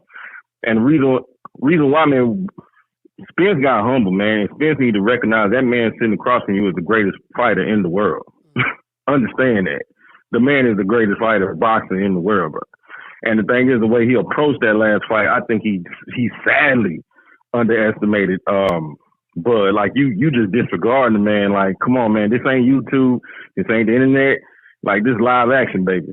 And that man been putting in work for a long time. And I just don't see, and see, Spence got to approach, he just got to do a whole soul-searching thing when it comes to Bud. Because, I mean, people can say Spence could have did this better, did that better, but it still don't matter because the timing that Bud got with Crawford what Bud got with Spence style is just out this world. It's like if anybody had your number, Bud got your number. Like, you gotta be willing to die to beat that man. I mean, so I don't see it. I just don't. They rematch. I'm still gonna buy it, but I mean, it's from what I witnessed that night with y'all. That's light years ahead in skill set, mind, IQ, movement, the pedigree of this shit.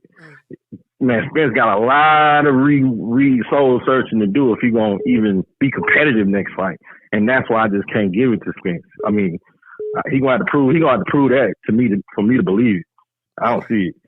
All right, shout out to Scott Jones, man, Fort Worth, man. Salute to you, fam. Thank you for calling the show, brother. Hey, all right, man. Yeah, so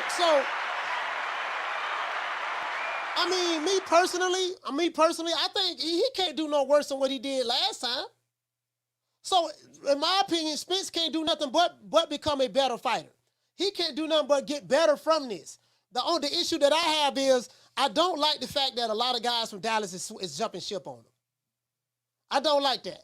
These niggas is diehard Errol Spence fans, and then now all of a sudden, the man ain't shit because he lost to Terence Crawford? No, he's a good fighter, but he's not a great fighter. Terence Crawford is a great fighter. Carla, hold on. Terence Crawford is a great fighter. Errol Spence is a good fighter. I will say that, but he could put up a better performance. He got to work on his punch resistance. That's another thing. He got to work on his punch resistance. You get what I'm saying? Like, and he got to get his head off center line. You know, footwork. He got to work on his footwork. Remember when we had Bomac on yesterday? You know what Bomac said? He said, "We've been studying this guy since the amateurs." And he's saying, when we moved up to the welterweight division and tried to fight him, we've been studying him for 5 years. So they've been studying him. So you got one group of trainers, we've been studying Errol Spence, versus another trainer, Derrick James. Man, I'm training under you, man. I ain't got to look at no fight film. I ain't studying none of these fighters. I ain't got to study the dude. He ain't nobody. That's the difference. Carla, what's your name? Where you calling from? Hey, Coach, this is Jerry from Tampa. Jerry from Tampa, talk to me. So Spence is, what is he, 34 years old? He's 33. I think he'll be 34 next 33? year. You know, I mean, at that age, I think it's going to be tough for him to learn. It's tough to teach an old dog new tricks. I just don't think, I mean, the level Crawford was fighting, it's going to be tough for him. I don't think, unless he grows a new arm or Crawford gets too old, I don't see there's anything he can do, you know, to beat him next fight. Maybe he can do little changes to make him more competitive. I'm sure at 154 the weight will help him, but I don't see him beating Crawford. And one thing, I mean, through the years, one thing I've noticed with Spence, I would say Crawford is the first big puncher he's fought at that weight class. Danny is a good puncher, but he was coming from 140. Porter, known for being a good puncher. As soon as Crawford touched him, you know, we saw what happened. And some other guys have heard him, like the Ugas, who isn't known as being a finisher. But, you know, I think Spence just needs to – he looks good with guys who can't hurt him. So, yeah, so I got you, Jerry. So, basically what you're saying is he looks good against guys who are tailor-made for his style. Basically don't have that much punching power, but from a stylistic standpoint, it makes him look good. It's tailor-made for him. I got you. Shout out to Jerry from Tampa, man. Tampa, stand up. He make a valid point. And that's what I was saying. Like, styles make fights. Styles make fights. So when you got three trainers in Saul and Derrick James, Saul and Coach Red and Bomac and Bernie the Boxer, they study guys. Like, I've never seen a trainer that don't study their opponent. Again, I'm going to say this again. I've never seen a trainer that doesn't study his opponent. Imagine the great Eddie Futz. You know, Eddie Futz getting ready to fight Muhammad Ali. He got Joe Frazier. He getting ready to fight Muhammad Ali, and he don't study Ali. Imagine Angelo Dundee not studying his opponent. Imagine going into the hold on, caller, hold on. Imagine Muhammad Ali getting ready to fight George Foreman in the Rumble in the Jungle, and Angelo Dundee don't study George Foreman's tendencies. Well, this what he normally do. When he go back to the ropes, this what he normally do. These are some of his weaknesses. Just imagine that. Imagine your fighter going into the biggest fight of his career, and you got a coach, a trainer that says, man, I don't study no fight film. I ain't got to study him. He ain't nobody. He ain't fought nobody. You can't make this shit up. True. Shout out to Steve Mack. Shout out to Steve Mack Daddy. Hey, okay. Dropping that quarter of a dub on your boy. He said, do you think Charlo would give Bud a shot? If so, how long? Nah, in my opinion, Jamel Charlo not going to fight him. I'm not going to fight Terence Crawford. He's not going to fight him, in my opinion. Shout out to Crosby. Hey, okay. Dropping that quarter of a dub on your boy. He said, Coach, shouldn't he take a tune-up to implement what new tool skills in his new game plan? Peace to you, and the subscribers. Yeah, I appreciate that, fam. His pride won't allow him to take a tune-up. His pride won't allow him to take a tune-up. And then this is going to be the biggest money fight that he'll be able to make fighting Crawford. Outside of fighting the Canelo, the most money that he can make is fighting Crawford again. So from a business standpoint, that's the route he has to go. Shout out to Randall. Hey, okay. Dropping that quarter of a dub on your boy. He said, remember, Spence fights great, but Crawford is a great fighter. I mean, Spence is a good fighter. I won't consider him a great fighter. You know why I won't consider him a great fighter? Because great fighters don't get blown out of the water like that on the biggest stage. Not like that. They may lose, but they don't get blown out of the water. That shit was worse than a sparring match. Caller, what's your name you're calling from? What's up, Coach? This is M1 from the BX. M1 from the BX. Talk to me, fam. Coach, I love your show, but that's like a trick question, man. There's nothing that he can adjust to be Crawford, man. And I believe that if they go to 154 and he gets a little stronger and he can endure more punches, all that's gonna do is that Crawford's gonna destroy his chances to fight again, because he's just gonna get beat up even worse than what he got beat up now if he can hold those punches at 154. Well, let me M1, let me ask you this here. Do you feel that? Yeah. Do you feel that the arrogance of Derrick James? That's my next question, because they was very, very dismissive of Terence Crawford's skills. They said he didn't fight anybody. He ain't nobody. This and that, yada yada yada yada. Do you feel that the reason why I'm saying Spence can do better, he can improve, is because of their arrogance? They were so arrogant and dismissive of Terence Crawford and his accomplishments that, that ultimately was his demise last Saturday night. I'm glad you asked me that, Coach, because I'm a big fan of AJ. And when they told me when I heard that AJ was taking him as a coach, I was gritting my teeth, and I was like, no, because to me, he's not a great trainer. He's too into himself. Another thing, how you gonna just dismiss the best fighter in the world the way you did? You can't do that. No, not with Terence Crawford. I'm gonna tell you why they dismissed the best fighter in the world.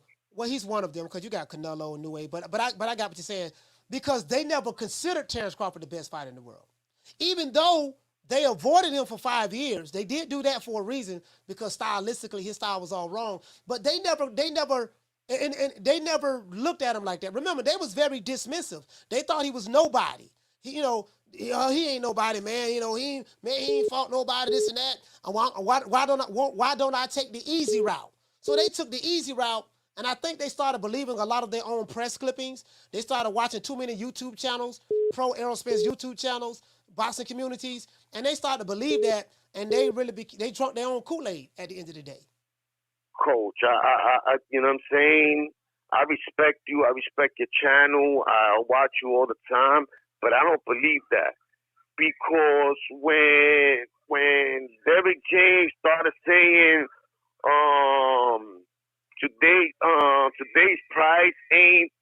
yesterday's price ain't today's price. He didn't want this fight. He didn't want this fight for Errol Spence. That's right. If Errol Spence didn't put his foot down and say, I want this fight, they didn't want this fight for Errol. They knew. To me, they knew that Earl didn't have nothing for him. Another thing, the way he was looking at him with like disgust eyes after the fight, you know, when Derrick James was looking at Earl after he was beat up, and he was looking at him like with those eyes of disgust, like, why you even do this? Like, you know, right. I don't know, right. he just threw him to the corner, like threw him. I don't know, maybe that was just me looking at other shit or imagining shit, but I don't know. That's what I seen. No, you know what, M1, you're right. Hey, shout out to M1 for BS. M1 is right. He make a valid point. You're right about that, fam. M1 is right. You know what? He is right about that. They never wanted this fight. They never wanted this fight with Crawford. There was a reason why they avoided him for 5 years, and then they flipped it and tried to throw it on Crawford, right? They flipped it and tried to throw it on Crawford. He's right about that. They never wanted this fight. I think Derrick James had a look of disgust that this day has finally come. But I still feel that, Carla, hold on. I still feel that Derrick James is very arrogant and dismissive. I went back and looked at those press conferences and just look at the stuff he was saying.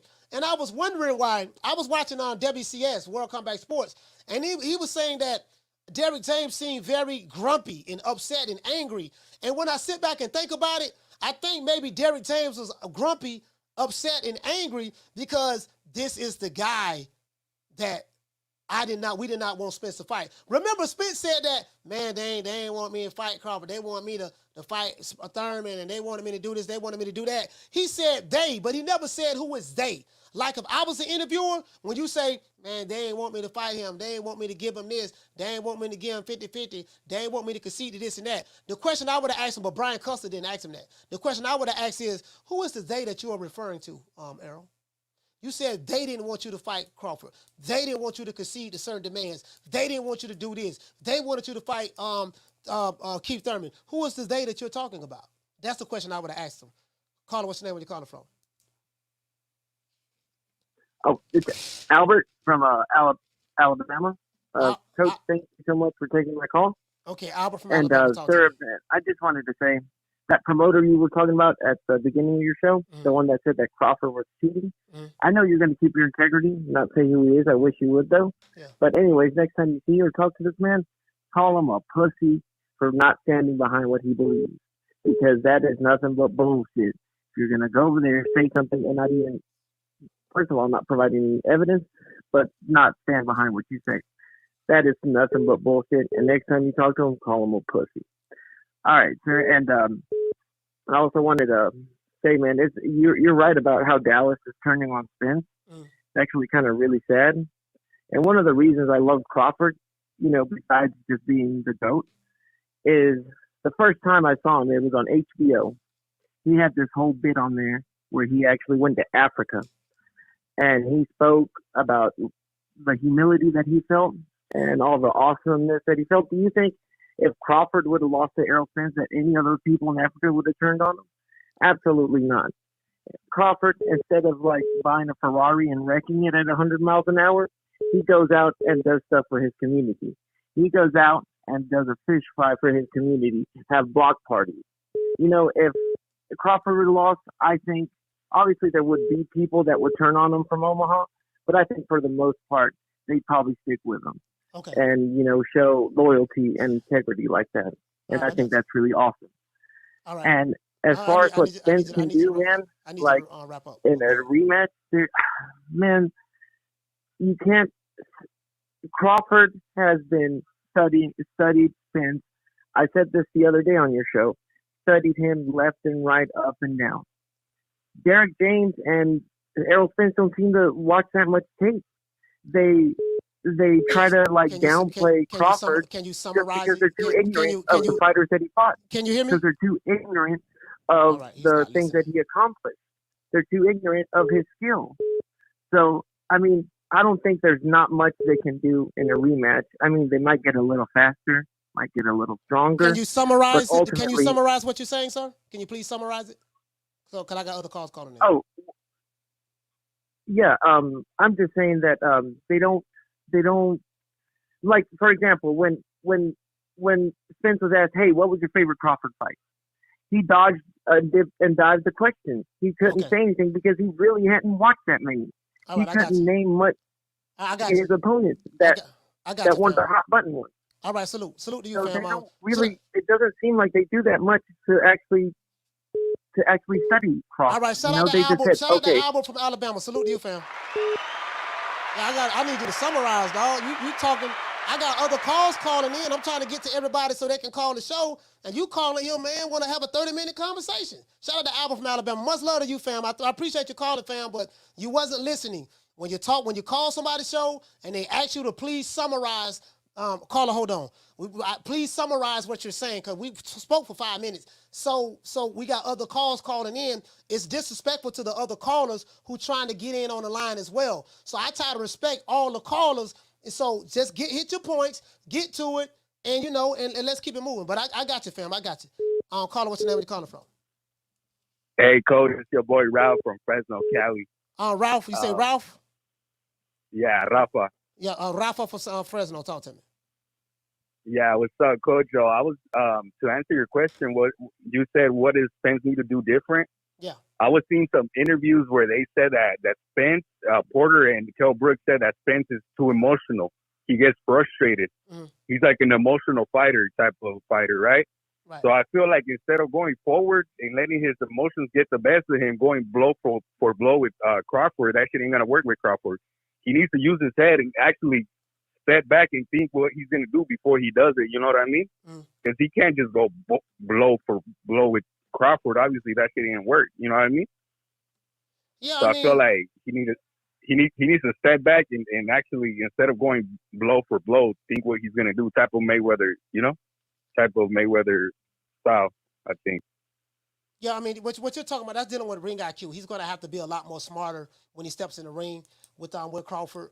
The way he fought, he looked good that first round. The first round, he did win the first round, and he was looking good that second round up until the point the way he got dropped. When he got dropped, he had a shocked, surprising look on his face. But shout out to Ralph from Fresno, man. Salute to you, fam. Yeah, so, I mean, I feel that he can't do no worse. He can't do no worse than what he did in the first fight. He can't help but get better. But I think Spence is going to have to do some reevaluating. He's going to have to work on some things and do some things that he hasn't done before.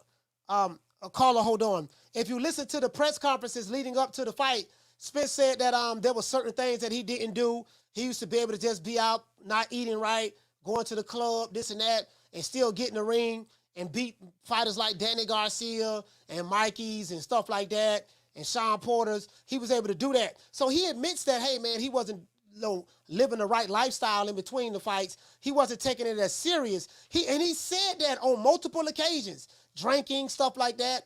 And then now when you're fighting a guy like a Crawford, you can't do that against him. But again, the reason why I say I believe that they were believing their own press clippings is because he clearly wasn't fully prepared. You got trainer of the year in Derrick James, and you put on a performance like that. So what the hell were they doing? If Derrick James really studied Crawford, he would know that this dude is a lot better than what I'm saying he is. You know what I mean? And remember you guys remember when I interviewed Bomac? Bomac said that remember they were saying that Crawford ain't fought nobody. Well, Bomac said that Crawford, by him fighting all those different types of fighters that a lot of those Pro Spence channels said were nobodies, he was fighting fighters with different styles from all over the world.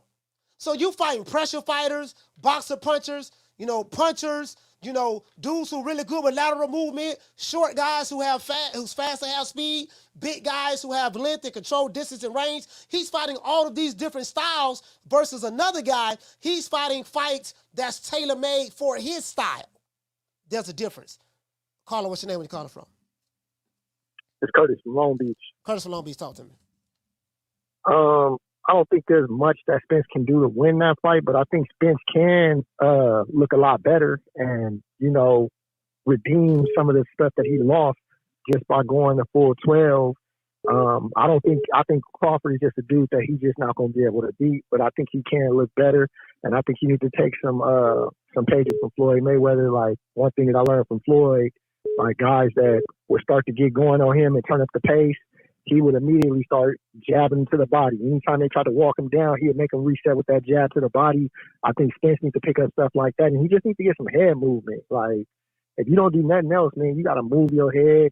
You got to learn to, add some footwork and, maybe come at some different angles. But other than that, man, I don't think there's much he can do to beat Crawford, but I think he can look better like Anthony Joshua did against Usyk the second time, because the first time he got beat up, and then the second time he looked a lot better. So that's about all Spence can do, but I don't think there's anything that he's going to do that's going to beat Crawford. Okay. Well, shout out to Curtis from Long Beach. Salute to you, fam. Long Beach, stand up. How do you guys feel? Hold on, let me address this call right quick. I'll call him. What's your name? Where you calling from? What's up, man? This is Jamar calling from Detroit. Jamar from Detroit. The Big D. Talk to me, fam. That's right. What up, though? I got a quick question for you, hey, man. What could have, when Berto fought Mayweather, what could have Berto corner told him to beat Mayweather? I'm not gonna lie. I didn't even see the Berto Mayweather fight. I didn't even watch it, so I can't tell you. I'll give you a short answer. Nothing. Goddamn it. It was a talent difference. And there ain't shit that Earl can do. James could have told him to do anything differently. The bottom line, if he fight Terence Crawford again, he just got to do what he always did. He got to put his head down, and he just got to keep fighting harder and hope he hit him with a big shot. He's too late in that motherfucker's career to learn how to be a slick fighter, to learn how to use the ring, to learn how to, what are you going to do, learn to shoulder roll in 6 weeks? What are you going to do, learn to switch hit in 6 weeks? Only thing he can do is what he's been doing. So I don't think Derrick James did anything wrong. He just had an inferior fighter against that style, if you ask me, my guy. Okay. Well, hey, shout out to Jamal from Detroit, man. Detroit, stand up, man. Salute to you, brother. Detroit, stand up. We're going to go to a short identification break, and we will be back. About you. And ever since that first night, it seems like I've been going crazy about you. Mint green chrome in the butt, burnt orange 550. Say the pinky ring pimp, give love pussy. Seafood, big pool, make your girl look. Backwoods, big grill, watch the chef cook. Talk slow, big smoke in the moonlight. Knock your doors down, shout it till your mind right.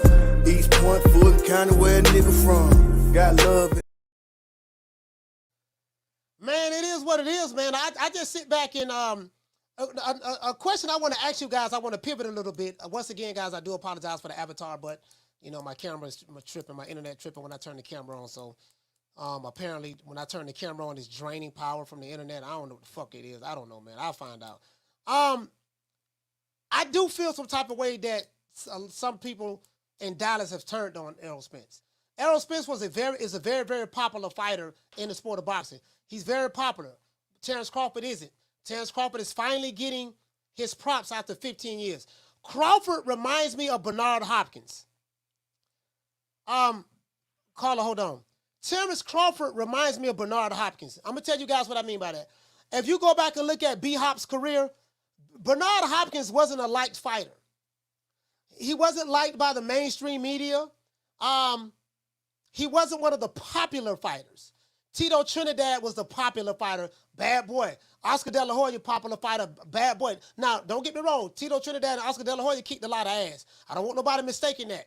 But Bernard Hopkins was the guy that the machine in the sport of boxing, they did not like Bernard Hopkins. Go back and look at B-Hop. They did not like B-Hop. And he got his respect by beating Tito Trinidad's ass, stopping Tito Trinidad, stopping Oscar De La Hoya. It took him years to get his respect. Now motherfuckers sit back and like, man, B-Hop was a bad motherfucker. But when he was boxing, he got shitted on. They didn't really fuck with B-Hop like that. I'm just being honest with you. Caller, what's your name when you calling from? Jamie from New York. Jamie from New York, talk to me. Coach, you're 100% right about B-Hop, man. He was not popular at all, bro. He earned it the hard way, bro. For real. But back to Errol Spence, Coach. I feel that maybe a tune-up fight might be a good idea for him. Because if they're going to fight in December, the rematch, I don't know what he's going to do different, Also, I also feel that he needs to work on his footwork, Coach. See if he, try to get away from hard punches. And maybe stamina, because it seems like he got tired early in the fight. Bud is a phenomenal fighter. I mean, Saturday night after that beatdown, it looked to me like Bud is too nice, man. He has all the answers up there, you know? He's going to be hard to beat, man. He's definitely an all-time great. But Spence, Coach, what do you think about a tune-up? I mean, no, he need to go right back at it. I mean, in the past, you have fighters who got beat, and then after they got beat real bad or whatever, they went right back and fought the guy in the rematch. I don't think Spence wants to tune up. He wants to fight. He wants to fight that guy again, very similar to Deontay Wilder in Fury. No, he want to run right back with him. So it is what it is. If whatever he wants to do, if he wants to fight him again, you know, I think he'll do better. I still pick Crawford to beat him. Maybe. I feel that Bud got him, bro. Bud got his number, man. He'll never beat that kid at 154. Back at whatever, man. And let me tell you, Coach, another thing, real quick. Congratulations on the 26,000 subscribers, bro. You know, you'll be putting in the work, man. You know what I'm saying? So I'm proud of you. I'm happy for you, man. And keep grinding, all right? That's my goal, brother. Have a good weekend. Yes, sir. Shout out to Jamie from New York, man. Shout out to Jamie from New York. New York, stand up. I mean, the only way I can say Terence Crawford has Errol Spence's number is if they fight again and Terence Crawford beat Errol Spence again. Remember, Crawford only beat Spence one time. So I can't really say he had this number this one time. The next fight may be Carla, hold on. Next fight may be Terence Crawford is not on top of his game, and Errol Spence may be on top of his game, and he beat Crawford in a decision or punish him or whatever the case may be. I don't see Crawford getting punished by any fighter. But so if they fight when they rematch, if Errol Spence loses to Crawford again, then I can say, you know what, he got his number because he beat him twice. He showed that the first time wasn't a fluke. In order for you to have somebody else's number, you got to beat him more than once. If you beat him more than once and show him that it wasn't a fluke, yeah, then he got his number. I will get to the super chats. Caller, what's your name? Where you calling from? Hey, Coach Malachi, this is Corey from Baltimore. Corey from Baltimore, talk to me. Hey, what's up, Coach? You know, I like what you're saying about rematches because a lot of people don't understand. I know these they call the show. They don't know a lot about boxing, and I done accepted that. But you know, Charlie Norris got beat by Simon Brown, knocked out. So he came back in the rematch and beat Simon, but it went the distance. He didn't beat Simon Brown the way that Simon Brown beat him. You got people like Gerald McCullum. They don't even know nothing about Gerald McCullum when he fought Julian the Hart Jackson. He said in the rematch that I destroyed him in them last 2 rounds before I knocked him out. And he said I was going to make easy work of his ass in the second fight. And he did. That second fight didn't even go long. I think he knocked him out in the 3rd round. And Terence Crawford might do the same thing to Errol Spence. But I want to see the rematch. And these fake ass dudes that keep on talking about they shouldn't fight. That is their life. That's what they do. They are fighters. Okay. Get them back in the ring again. All right. Well, shout out to Corey for being. I love you, Coach. All right. Much love. I love you, Coach. Yes, sir. Much love to you, Coach. All right, brother. Salute, fam. Be more, stand up.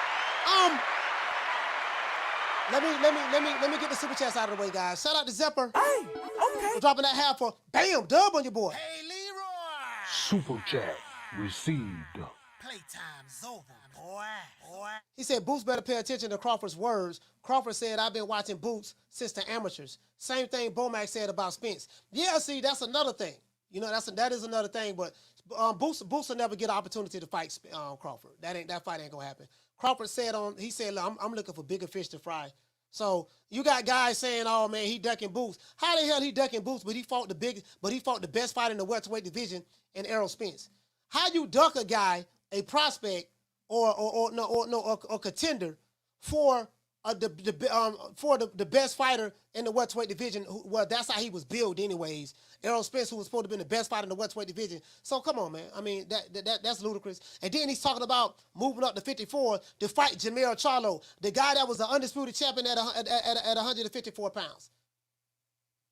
So you fight the best fighter according to the naysayers in the welterweight division, beat him, become undisputed, and then you're talking about rematching him again, and then moving up to 154 to fight Jermell Charlo, the guy that's the undisputed champion at 154, and he's good friends with he's good friends with Errol Spence. That shit don't even make no damn sense. True. I mean, I get it. You hate Crawford, but goddamn it, the shit got to make sense. Shout out to Friday Gustavo. What'd you say, fam? Dropping that $2 super chat. He say sorry for talking too much on the phone line, coach, and call us. Yeah. You didn't hear what I was saying, fam. I was just telling you to summarize it, and you didn't catch me. But it's no problem, fam. It's not a big deal. It's not a big deal. I just want to respect the callers, man, because a lot of people trying to call in. So I always try to get the callers in there. You guys' phone calls is very, very important. I like to look at this channel as caller. Hold on. This is the People's Boxing Show right here. I like to look at that. You don't have to pay me, to call in or nothing like that. Just call the show, man. You guys make the show what it is, so I appreciate it. Caller, what's your name? You calling from? What's up, Coach? This is Coach Eddie from ATL. Coach Eddie, ATL. You sound kind of windy, but I got you. Oh, my fault. Yeah, I'm driving, man. Is that a little bit better? Yes, I can call back. No, it's better. It's a whole lot better. Okay, yes, sir. I think what happened with Spence is that he came out with the wrong approach. Remember when he said he's going to come out big stepping? He came out stepping, and he showed his hand too quick. I ain't saying he would have won, but he could have made it to the end of the fight if he would have slowed the pace up a little bit more. He came out throwing too many punches, and he showed his hand so quick that Crawford picked up on him so fast. I think Crawford was surprised how easy it was. It's like he came out with the wrong mentality. Like he was just going to bulldoze this guy. You know what I'm talking about? Yeah. And then once he found out that wasn't play right there, he didn't have no plan B. So in the rematch, I believe what he could do is that he needed to do what Antonio Tarver told him to do. He needed to work on a good, tight defense. Keep them hands up, because every time he got clipped, he was either reaching or got caught in between punches. He need to keep a good, tight defense. Keep them hands up and just try to punch, try to get Crawford to throw looping shot. See if he can just catch him coming straight down the middle. You see what I'm saying? Maybe coming become a counter puncher instead of the guy that's big step and putting all the pressure on him. Because all that pressure, that actually got him knocked out quicker. You see what I'm saying? Because he was throwing all the punches in. Crawford is an excellent counter puncher. Right. So if he would have came up with a tight defense, keep them hands up, see if you can get. If you notice in the Benavidez fight, Crawford threw a lot of looping shots because Benavidez had a tight guard from the middle. So that would be my game plan. I said, look, let's try to get Crawford, throw a lot of looping shots and see if we can catch him and hurt him. So that's the biggest thing. You basically got to hurt him. Okay. If he can hurt Crawford, he can stand a chance. But I think I want to see the rematch. I want to see the rematch. All right. Well, shout out to Coach Eddie, man. ATL, man. I appreciate you calling, brother. Stand up. ATL, stand up.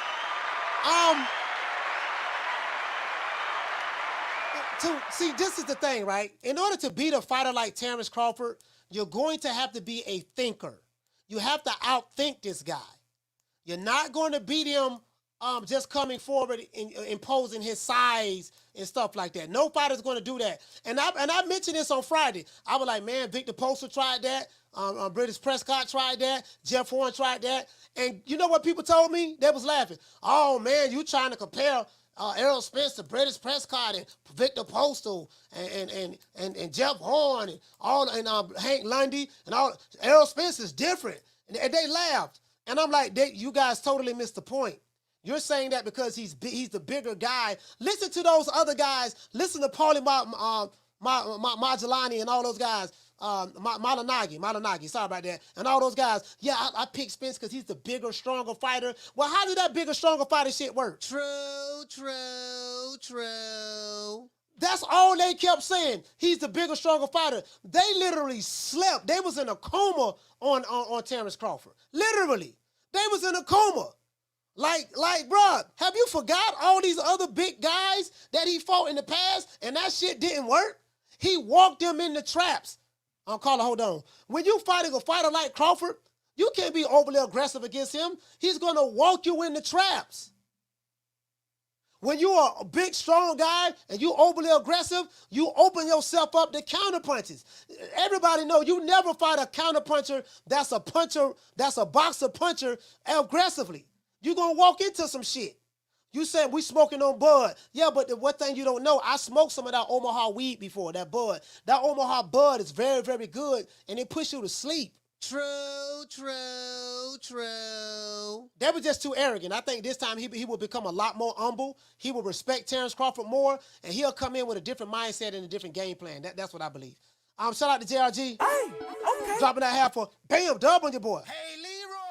Super chat. Hold on, Carl. I got you. I got you on right now. Hold on. He said, Coach, do you think this is an in-house only syndrome? Wilder beat Fury. He said, Wilder beat by Fury, Cool Boy beat by Inoue. Now Spence beat by Crawford. PBC fighter lose fighting outside, lose to fighting outside fighters.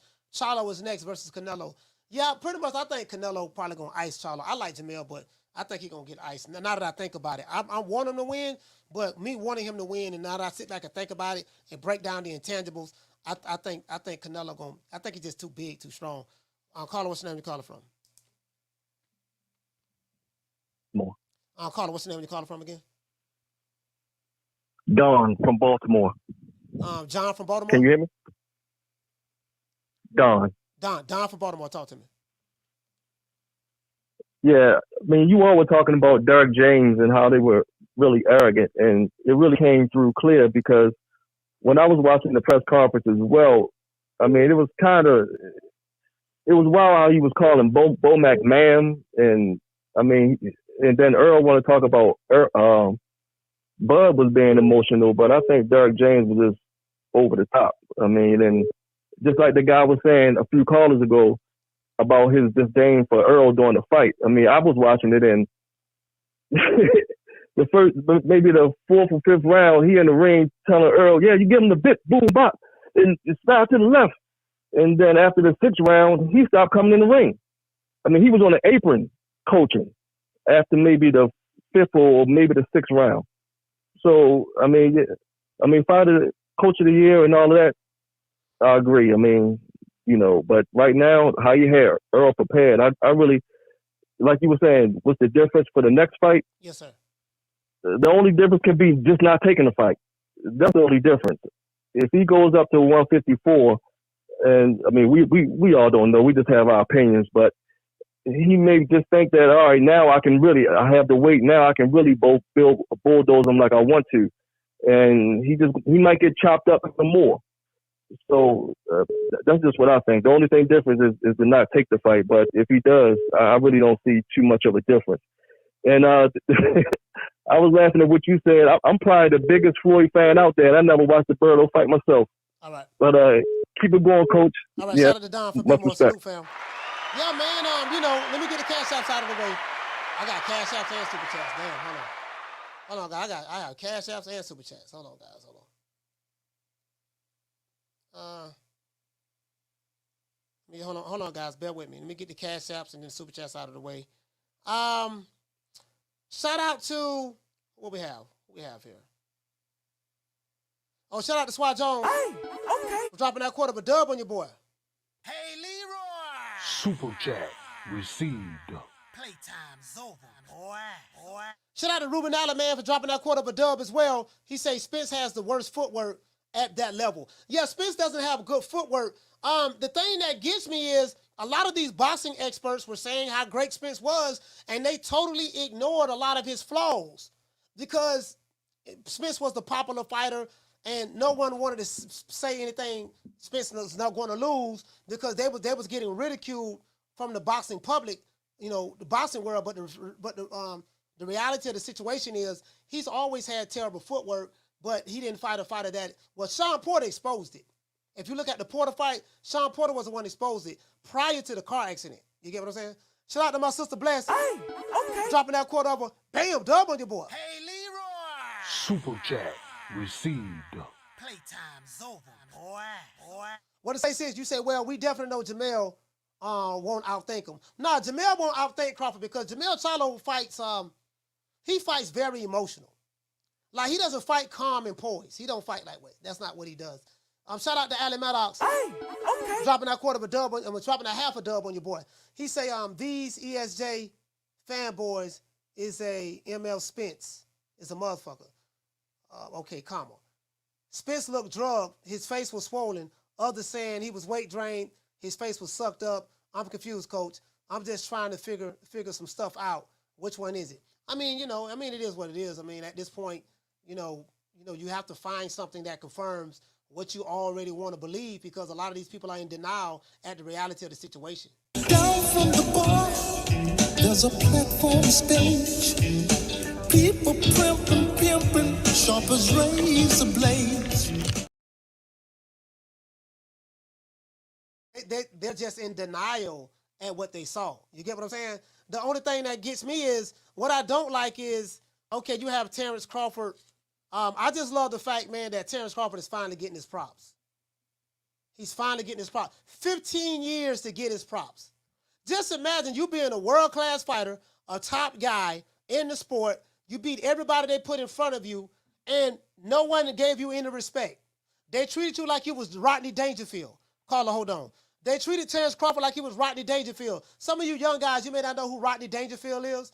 He was a comedian back in the day, one of my favorite comedians, and he used to always talk about, I get no respect, no respect. One time I walked in my house, I looked at my dog wouldn't even come up to me. He walked up to me, and he peed on my leg. No respect. My wife don't respect me. One time I came home, my wife had a boyfriend sitting on the couch. I said, hey, babes, who this is? This is my boyfriend. Like Rodney Dangerfield was that comedian. He always talk about he didn't get any respect. Crawford literally didn't get no respect. Now people are looking at him like he getting all the respect now, though. True. Caller, what's your name when you calling from? Hey, Coach, this is Eddie from Hazel, Texas. Eddie from Hazel, Texas. Talk to me. Hey, Coach. Yes, no respect. No respect. Ronnie Dangerfield, man. What a great guy, great comedian. But, hey, Coach, man, you've had a hot week, and this show has been great. I've been trying to call you for days, but you're just busy. Been so hot. It's been great. But anyhow, man, Bud busted out that booty team bout on Errol Spence, man. You ever seen that movie Pootie Tang? Huh? You ever seen that movie Pootie Tang? Chris Rock? Yeah, Pootie Tang, yeah, with Chris Rock, yeah. Yeah. Remember when Spence was like, you're going to have to bust out the belt? He's like, well, I'm going to do it. Crawford told him, I'm going to do it, man. He busted out that Pootie Tang belt. But anyhow, I watched the fight again, Coach. Ain't nothing wrong with Spence at all. Ain't nothing wrong with that guy. He threw more punches. He was fighting to the very end. But you know what? Bud is just a better fighter. That was just it, And it's a shame that all these years have passed by that Crawford, they were putting dirt on his name. And, I never understood that. I always questioned, like, man, why do they hate this guy so much? Like, what did he do? Like, from the outside looking in, I was like, that's too bad. He's such a good fighter. The first time I saw Crawford fight was with Postol. My brother-in-law introduced me to him, as a fighter, and I've been watching him ever since. I was like, man, this guy's pretty good. Okay. And then after, that, I just, it just sucked, but I'm glad that he won, and, he should get that rematch just so that he can put it in cement and say, hey, I'm the best fighter, man. But thank you, Coach, for your time. I appreciate it. I want to keep on going. I know you got a lot of people calling in. Yes, sir. Shout out to Eddie, man, from Hazel, Texas. Hazel, Texas, stand up. And then another thing, too, right? I'm going to tell you something else I see on social media, what we see all the time. As soon as a fighter that they don't like, that's not a part of the cool kids, gets a victory or unexpected victory, they be quick to say, okay, we want to see him fight this guy. Move on to this guy. Move on to that guy. Someone sent me a video, I think what Tank said a while ago. You guys do know that Tank Davis, he hates Terence Crawford. He don't like that guy at all. And, you know what I'm saying? If I move up to 147, I think he was on something called Chitlin Talk.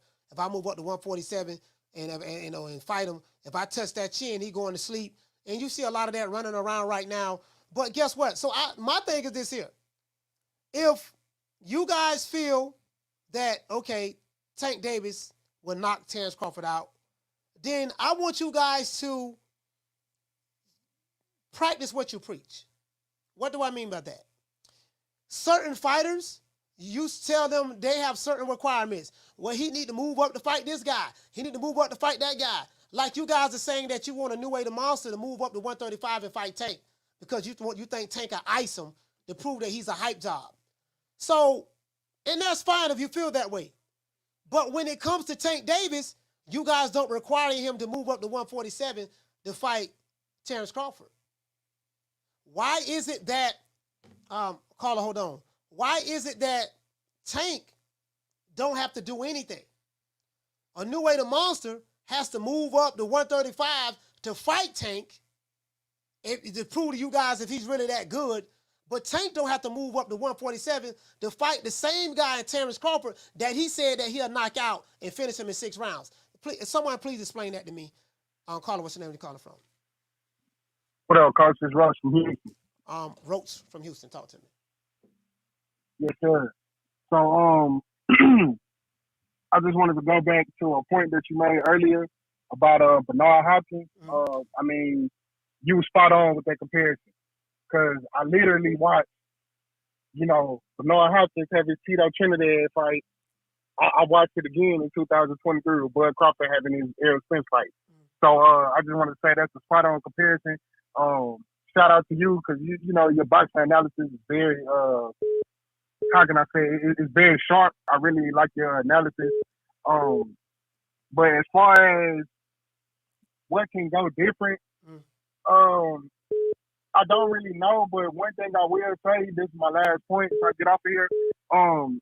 You gotta change the arrogance, man. You gotta change the arrogance.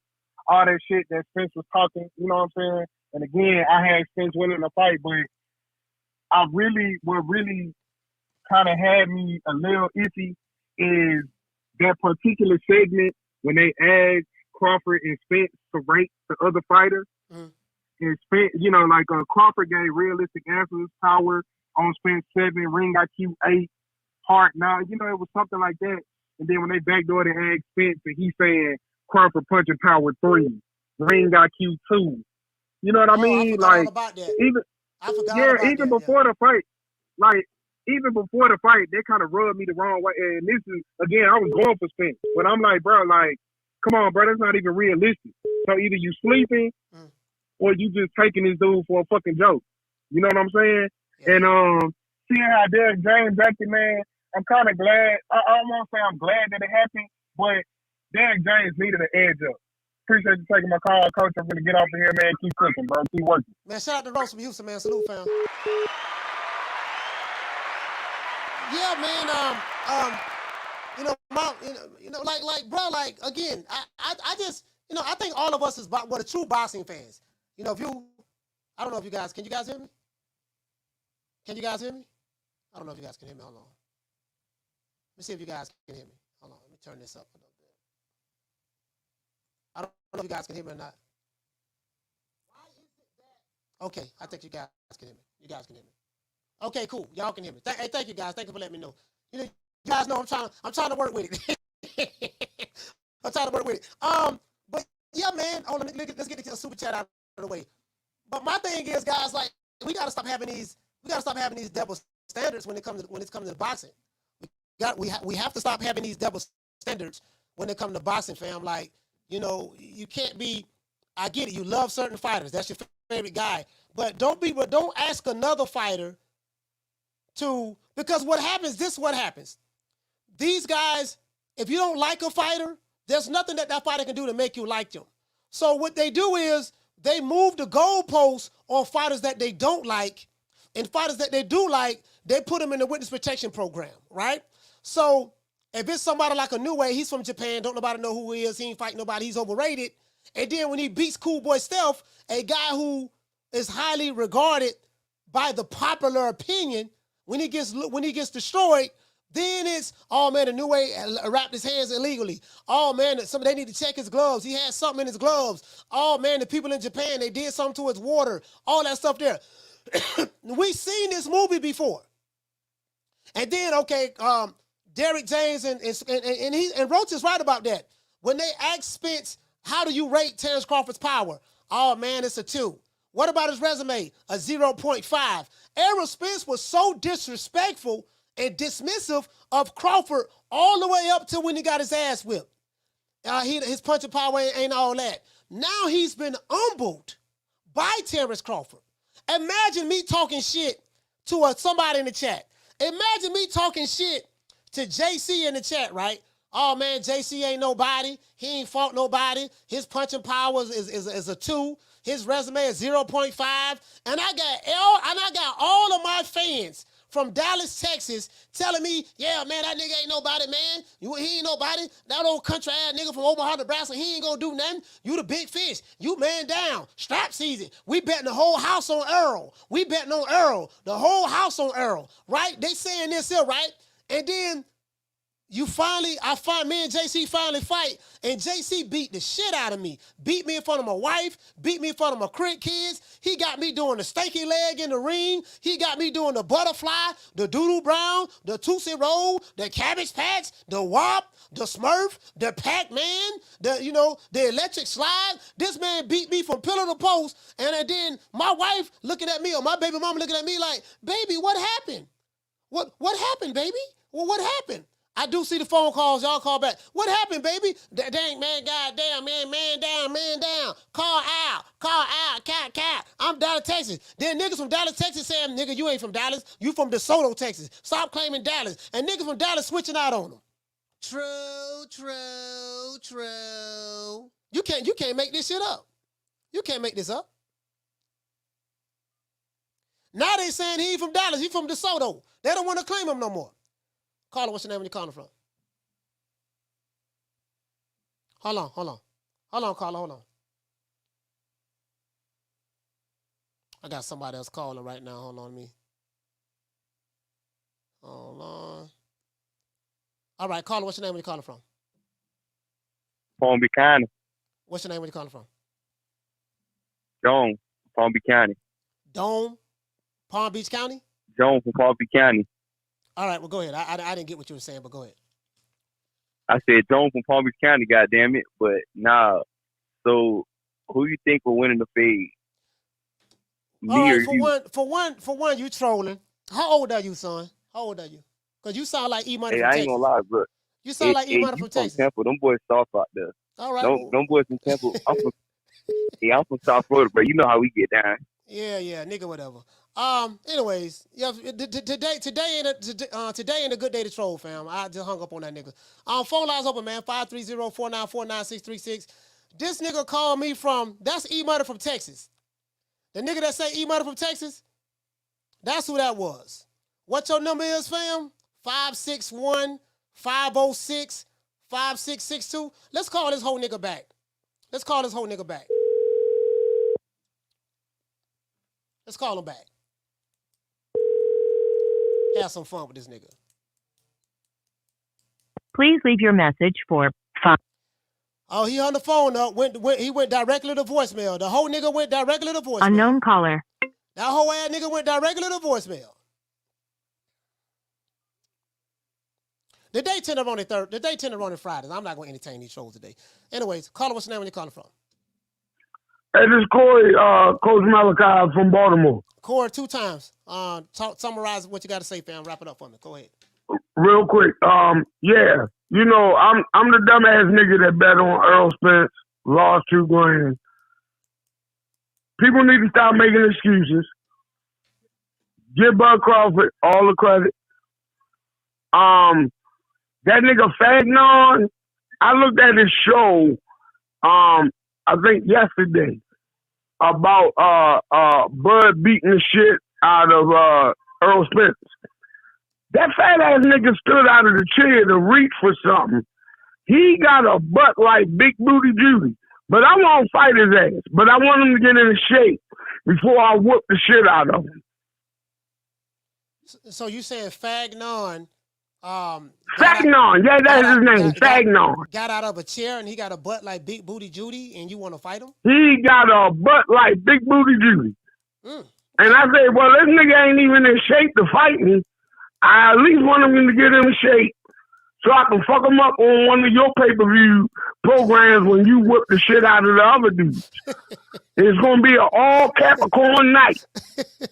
Just put me on the undercard, coach. You ain't got to pay me no money, no nothing. I'm going to do this shit for free. All right.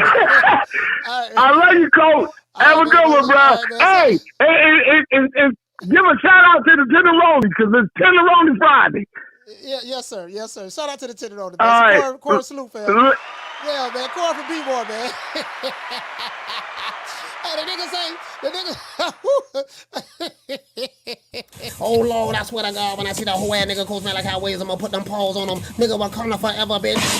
Oh, Lord, he threw Wakanda through that fence. Wakanda is dead. Oh, Lord. Hey, Corey say he want to put hands and foot on Fag 9, huh? Hey, you know the crazy part about it? Hey, Bless, somebody sent me a video, right? You know what, the day tender on the Fridays, you know, but I'm not going to say no names. I'm going to just say this.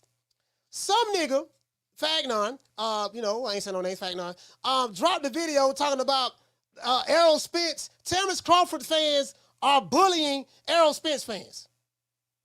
Nigga, ain't nobody, bro, like, this is the thing, right? These niggas been going around online. Don't no nigga on the internet probably get more threats than me on the YTBC, right? These niggas go around threatening motherfuckers, talking about drop the addicts, they gonna pull up, they gonna do A, B, C, and D, and yada, yada, yada, yada, yada, yada. And then now these same niggas got the nerve to say, so man, they bullying us. See, when the bully get bullied, it's like a nigga that's a bully right in school. He talk all that shit, and then one day, Terence Crawford beat the shit out of Errol Spence, and then now motherfucking Terence Crawford fans talking cash shit. And you guys know I got a big ass mouth. I talk cash shit. Terence Crawford fans talking cash shit. Now these niggas talking about something, man, goddamn, man, y'all doing too much, man, goddamn, man. You trying to bully somebody. Nigga, sit your bitch ass down some goddamn well. Stop being a hoe out here on these streets. True. Shout out to Brandon. Hey, okay. For dropping that quarter of a bam dub on your boy. Hey, Leroy. Super chat. Receive. Yeah, these niggas copping deuces and shit. Nah, nigga, don't be copping no deuces now, nigga. Lay down and wear it. Shout out to Brandon. What's going on, fam? He say Spence didn't prepare for the fight until May 23rd. Crawford had a fight in 2 camps in 2023. Yeah, he had a fight in 2022, and he had camps. He had a pre-camp in 2023 leading up to the fight. He said rematch would be better. 18 months won't lie. Okay. All right. So yeah, I think he'll do better on the rematch as well. Shout out to $1 Trillion Dreams. Hey, okay. For dropping that quarter of a bam dub on your boy. Hey, Leroy. Super chat received. Playtime's over, boy. He's what you say, fam? He say Showbiz says Spence fans need to push a conspiracy agenda. Well, that's what Showbiz do. You know what I mean? Because he was an aerosexual as well. He said a conspiracy agenda so we can get people eager to want to see the rematch, just like they did with Fury and Wilder. I mean, you know, he's a part of the agenda crew, and he's a part of the agenda crew. That's what that is. That's what that is. So it is what it is. I don't like the nigga hustle though. I don't like the nigga hustle. Shout out to Black Hole, man. Salute to you, fam. Yeah, I don't like the nigga hustle. It is what it is.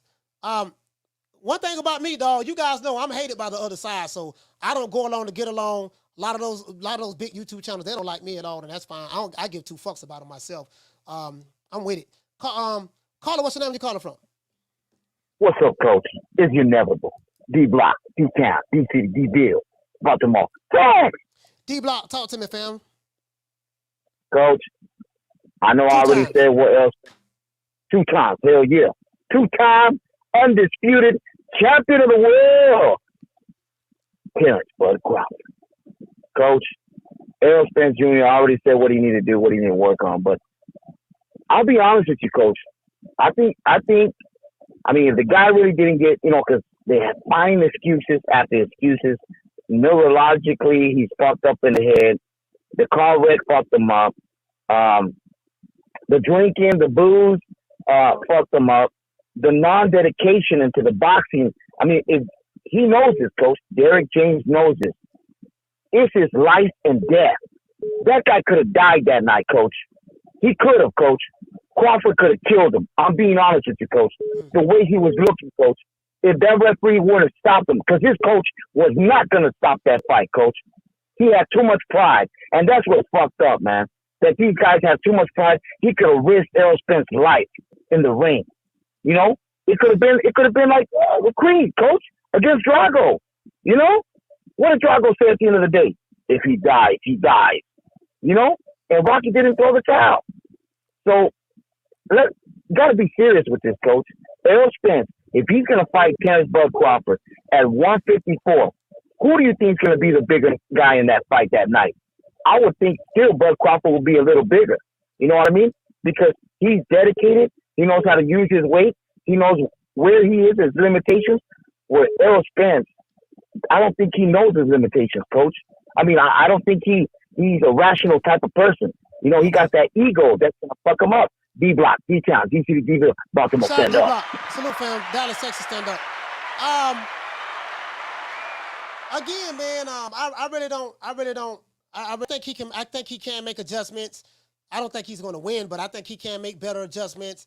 For one, the first adjustment that Errol Spence needs to make, he needs to have an attitude adjuster. He needs to adjust his attitude. Don't be dismissive of the fighter that you're fighting that's the biggest fight in your career. And I think he got that from his trainer.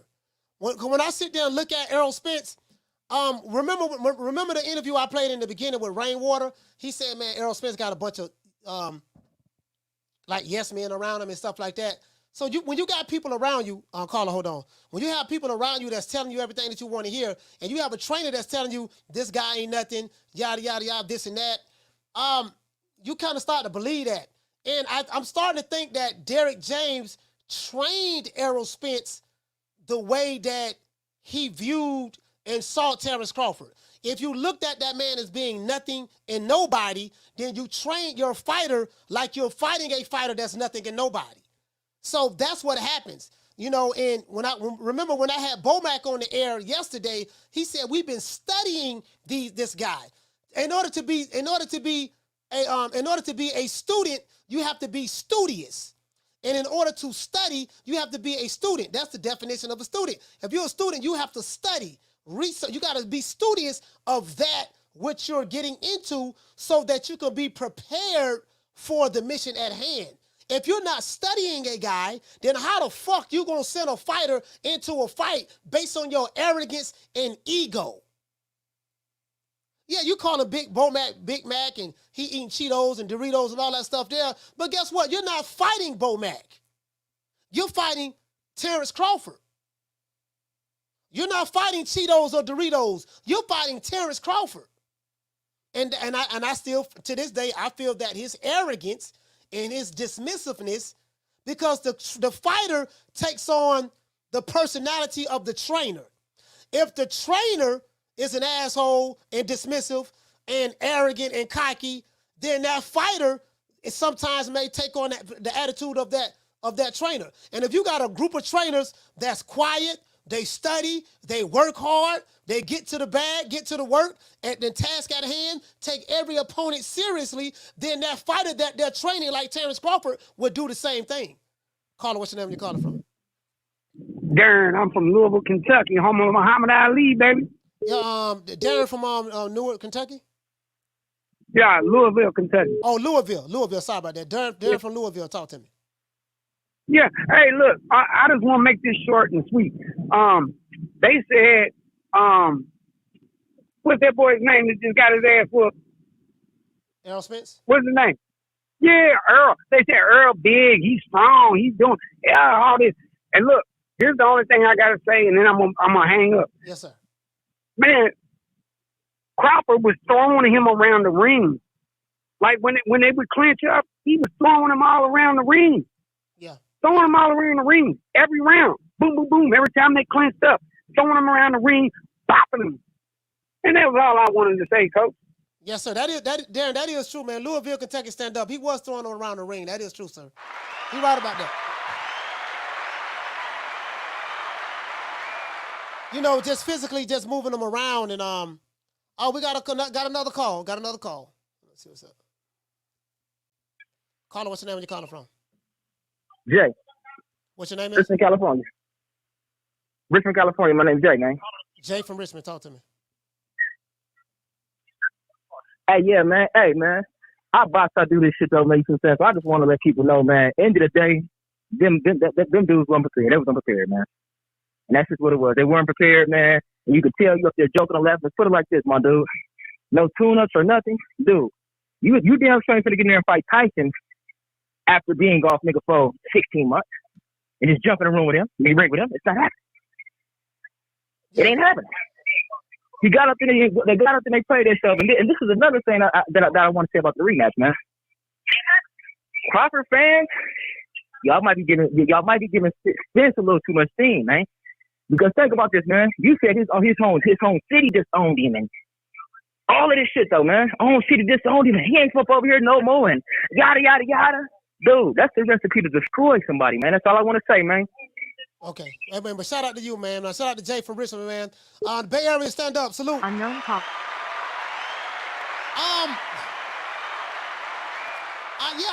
Shout out to Boston Jim. Jims, what's going on, fam? I just don't like the fact that they turning on him. You get what I'm saying? Like, you know, I mean, Errol Spence is a good fighter. He's not a great fighter. I mean, there's no shade on him. You know, there's levels to it. But I just think that the arrogance of his trainer rubbed off on his fighter. And, you know, it is what it is. I want to see, me personally, I want to see the rematch. The reason why I want to see the rematch, because all of the excuses is the reason why I want to see the rematch. Because I want to clear all doubt.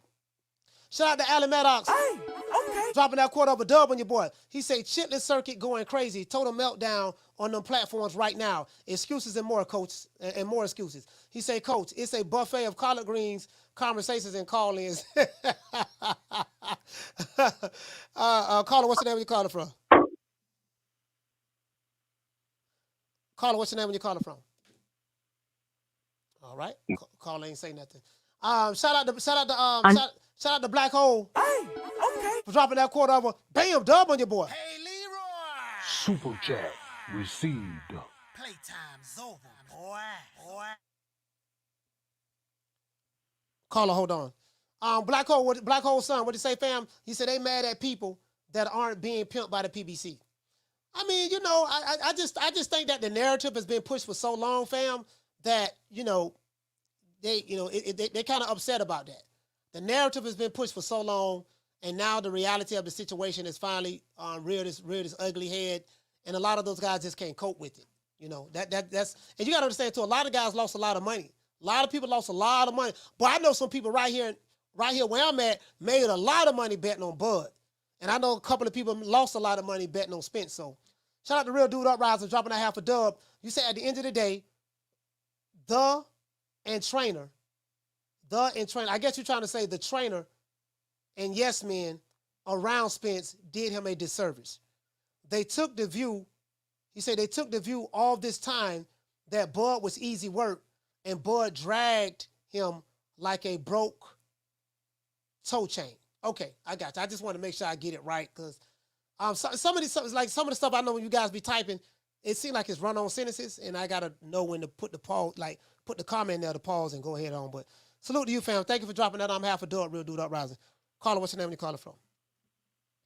It's Junior from New Hampshire. Junior from New Hampshire, talk to me. Yeah, so you mind if we shift gears from like Terence Crawford whipping Errol Spence ass for half a second? Go ahead. Just long so what you think about Amanda Serrano? Amanda Serrano fighting tomorrow, dog, against Heather Hardy, dog. What you think about that shit, man? I didn't even know Amanda Serrano was fighting tomorrow. To be honest with you. Yeah, dog. She's fighting. You know, she fights underneath Jake Paul's like undercards or whatever. So like Jake Paul, whatever. You know, it is what it is.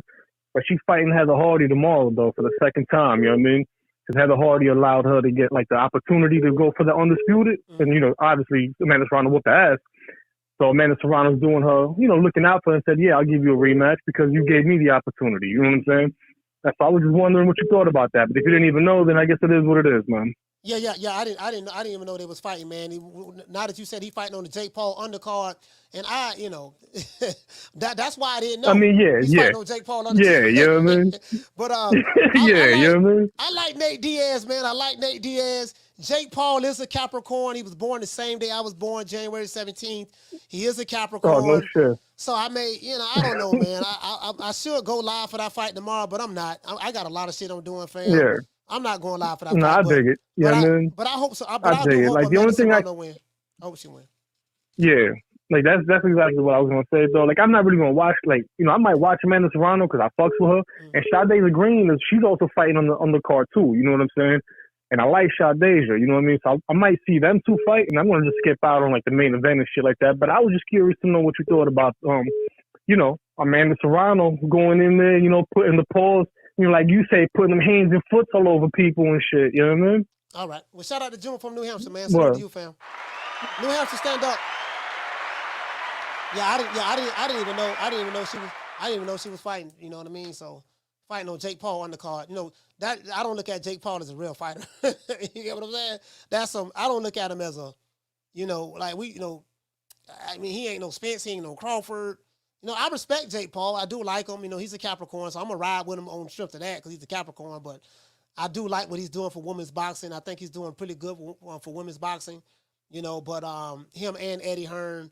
But, you know, I can't take that fight serious, to be honest with you. It's a real boxing match. They're training. They're sparring to get ready for it. It is a real boxing match, but there's levels to this shit, man. Come on, man. What we doing here? What we doing? Carla, what's your name when you're calling from? My name is Jared. I'm calling from Iowa City, Iowa. Jared from Iowa. Talk to me. Yeah, from the Midwest, so close to Nebraska. So, TC's victory is our victory too. Yeah, I jumped out of the couch when I saw TC drop Spence the first one, second round. I was so happy because you just hit the real point. The thing is, he underestimated Terence Crawford. You can't be like out of the fight game for like 15 months or whatever and just come out of the couch and fight. And I mean Crawford and expect to win. That's impossible because he's a big champion. So he said he doesn't need to. No, I was praying for that ass whooping that he got last Saturday. He really deserved it. And you hit the point. No respect at all. They saw Bud as like a dumb guy or whatever. I don't know how they looked at him. No respect at all. Okay. And now the point is, since they think that they fight the best fighters among themselves, I mean PBC fighters. Now their champion has been beaten by the bum league champion. Now let's see the fight between those fighters that Spence have been fighting and the fighters that Bud has been fighting. I'm sure Spence will probably lose against all those guys that Bud has been fighting, and all those guys who've been fighting Spence will also lose to all those guys from Eastern Europe. All right. Bud has acquired a lot of experience fighting those guys. But thank you for calling. Sorry? Your point is made. Shout out to Jared from Iowa. Salute to you, fam.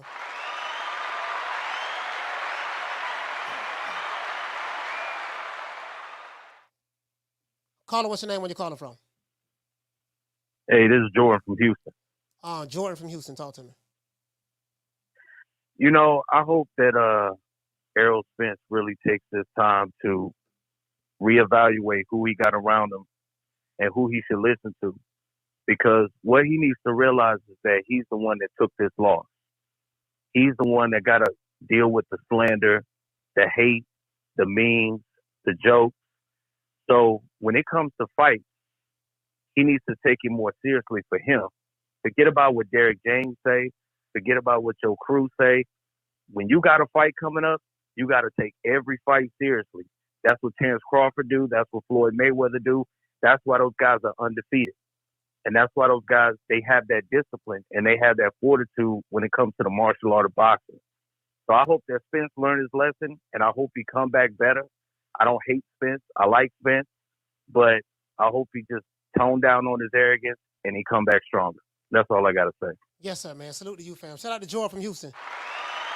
Jordan hit right on the point. He could have, you know what I mean? Like, Jordan made a valid point, man. He made a valid point. He just got to, I think Errol Spence has to go back to the drawing board and analyze everything that he's ever done, you know.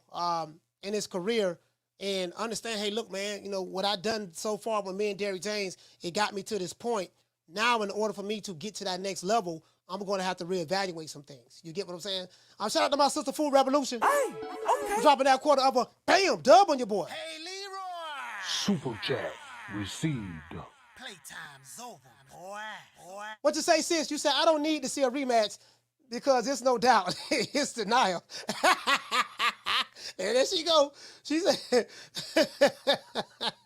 you can't do enough to force people to accept the well-documented truth. No, I mean, it is what it is. You know what, Food Revolution, you spot on. When someone is in denial means you're denying the truth and accepting the lie. I refuse to believe the reality of the situation. So when someone is in denial, they're just in denial. You get what I'm saying? You know, so you make a valid point. Carla, hold on. Shout out to Karate Body. Hey, okay. Dropping that quarter of a bam dub on your boy. Hey, Leroy. Super chat received. Playtime's over, boy. You say, Coach, stay on these frauds next. EJ's man fans are hurt because they lost money believing in the hype. So now they're acting out as a means to cope. You know what? You make a valid point as well as relate to that. It's not all of them, but some of them, they are acting out. The ones that's on the internet, they're acting out. And my question is this. Okay, what about the guys from Dallas, Texas who switched out on Errol Spence? Are you guys going to attack them? Do you want to attack those guys from Oak Cliff or whatever, any other area in Dallas? You know, Carla, what's your name? Where you calling from? Pound for pound boxing talk from Jersey. What's going on, Coach? You say out of power boxing? Pound for pound boxing. Oh, pound for pound. Pound for pound. Talk to me, fam. Yeah, real quick, man. I know you got callers. Listen, man, that was a grade A one-Saturday whooping, just like he called it, but it happened in reverse. Second, what can EJ do next? Yes, sir. I think he got to just unload, man. He got to attack on, like people saying, he got to think more. You can't outthink a thinker, man. That's what Terence do. That's like telling Madonna to try to outthink Floyd. You got to go in there and throw punches. Do what you do. Use your size, my dude, because you being hesitant. You seen Bud picking him apart on the rope. I rewatched that fight like 5 times, bro. Bud had him for the first round. You rewatch that fight, as soon as the fight starts, he snuffed him with the jab, already set the pace. We watched that joint, man. Bud won every round. As far as the Bud Spence, the Errol Spence fans, man, they've been talking a mess for so many years. Bud taking away credit from his dual resume. He did this, he won because of that, won because of that, won because of that, won because of that. Now that Bud fans is happy because we frying fish all week, now they want to cry, oh, y'all so happy, why y'all rubbing it in our face? Meanwhile, they've been discrediting this black man this whole time. Appreciate good fighters, man. That's it. You like a fighter, cool. Appreciate you rocking with them, cool. But then you don't got to be hating you. That's exactly what Bud said. It's the fans that try to put us against each other. Yeah. I don't got no problem with Errol. It's the fans. So go ahead, Coach. Just wanted to throw that in there. Keep killing them, baby. No, pound for pound boxing, you hit the nail right on the head, fam. What I loved about that fight, the fact that when the fight was over with, the way Terence Crawford hugged Errol Spence and the humility that he showed, and even in the post-fight press conference, pound for pound, the way he was like, he was very calm and poised. I say he's a way better man than I am. Because, boy, if you shit on me and defecate on me for 5 years and you got dudes online talking shit about my mama, talking shit about my family, desecrating me and my city where that I'm from, and you think that now that the rabbit got the gun, I'm going to motherfucking not shoot? Man, I'm unloading a Tommy gun. But that's just how petty I am. Terence Crawford is a way better man than me. He's a way better man than I would ever be. Because I cannot relate to Terence Crawford's humility. I can't relate to that. Because I can't relate to that. I'm just being honest with you, fam. But salute to you, Champion. Yeah, salute to you, fam. You too, brother. Keep doing your thing, man. Keep Yes, killing sir. them. No doubt. Yes, sir. Hey, listen. When I see Bud next week, I'm gonna tell him that. I'm saying, dog, you're a better man than me, dog. You're a better man than me. Listen. Like I told you guys yesterday, I'm still mad at the nigga who took my girl in 1988. True. He followed me on Facebook. I don't even talk to him. Nigga, you took my girl in 1988, nigga, 2 weeks before the prom. I'm still mad about that. Shit, so you said and that was what? Shit, 88? That was 30. That was 30 some years ago. Shit, I ain't motherfucking nigga. I'm still mad about that shit, nigga. I was looking forward to going to the prom, and when you holding my girl books, nigga. I used to walk my girl to class every day, holding her books, kiss her at the locker room. I was a virgin. I ain't had none at that time. And 2 weeks before the prom, you take my chick and you holding her books, walking her to the class. And then when I ask my girl, I say, baby, what's up, baby? What you doing walking with Ed? And she said, I just don't want you no more. And the nigga, and she closed the locker, locked the locker, and when the nigga was walking by, she gave her books, put them in his hand, he holding her books, and she locked arms with him, and they walked off. Nigga, I'm still mad about that shit. True. So you think I'm gonna let a nigga, who been shitting on me for 5 years? You think I'm gonna let a nigga who been shitting on me for 5 years motherfucking slide? Hell no. Caller, what's your name when you calling from? Caller, what's your name when you calling from? I think you still got me on here, baby. Yeah, what's your name, man? I still got you on here. Sorry about that, my brother. Yeah, I'm just saying, man. You get what I'm saying? Shit, I'm petting in the motherfucker. Nah, nigga, I ain't squashing shit, nigga. This shit ain't over with till I say it's Unknown over. caller. True. Nigga don't shit it on my name and shit. Desecrate. Nigga, what the fuck I look like? I take my hat off the bud, boy. He a way better man. Brother, he's a way better human being than I can ever be. I don't measure up to the man that Terence Crawford is, cause bro, I don't take the high road. I take the low road. I'm gonna kick a nigga when he down type motherfucker. Like right now, these aerosexuals are down. It's time to kick their ass right now. True. Caller, what's your name when you're calling from? Hey, Coach Malachi, this is Corey again from Baltimore. Corey 3 times. Talk to me. All right. I just want to say something. Is the young lady that sent you that super chat, is her name Full Revolution? Yeah, I think so. Yeah. What about her? Okay. Just tell her I'm giving her a shout out on Tenderoni Friday. I love you, Coach Malachi. And she fine as hell. She fine as hell, but I'm too old for her. But I want to give her a shout out on Tenderoni Friday, Coach. And I'm going to let you go, and I'll talk to you next week. I love you, bro. Corey want to holler, man. Corey want to holler. Man, Food Revolution. See, you know, over here, man, we gonna turn this show into the Love Connection. We did it first, and we motivate even the greats. This is different. See, this shit different, man. Over here, man, Corey wanna holler. Nigga, Corey, Corey putting his game down. He thought he putting his game down, man. You feel me? Corey looking for love. He looking for love in all the right places. If you looking for love, come to True Media Today USA Boxing with Coach Malachi Williams. We got some of the baddest tenderonis in the game. We got Bless. We got the Duchess of Wisdom. We got Jackie Hernandez, Food Revolution, Nick Rich. We got Nick Rich, he married, but we got a bunch of tenderonis, man. Who else we got in the chat? We got quite a few tenderonis in the chat. If you're looking for love in all the right places, y'all just come over here, man. Holla at the Love Doctor. As a matter of fact, I think I'm gonna change my name to the Love Doctor. Shout out to Real Dude Uprising. Hey, okay. For dropping that quarter of a dub on your boy. He said there's too much that Spence must reconstruct and change to beat Crawford by December. Rematch for what? I mean, the money, shit. Hey, the money, man, the money, and then maybe he could pull something out. And what you say, Bless? You said we got Letitia?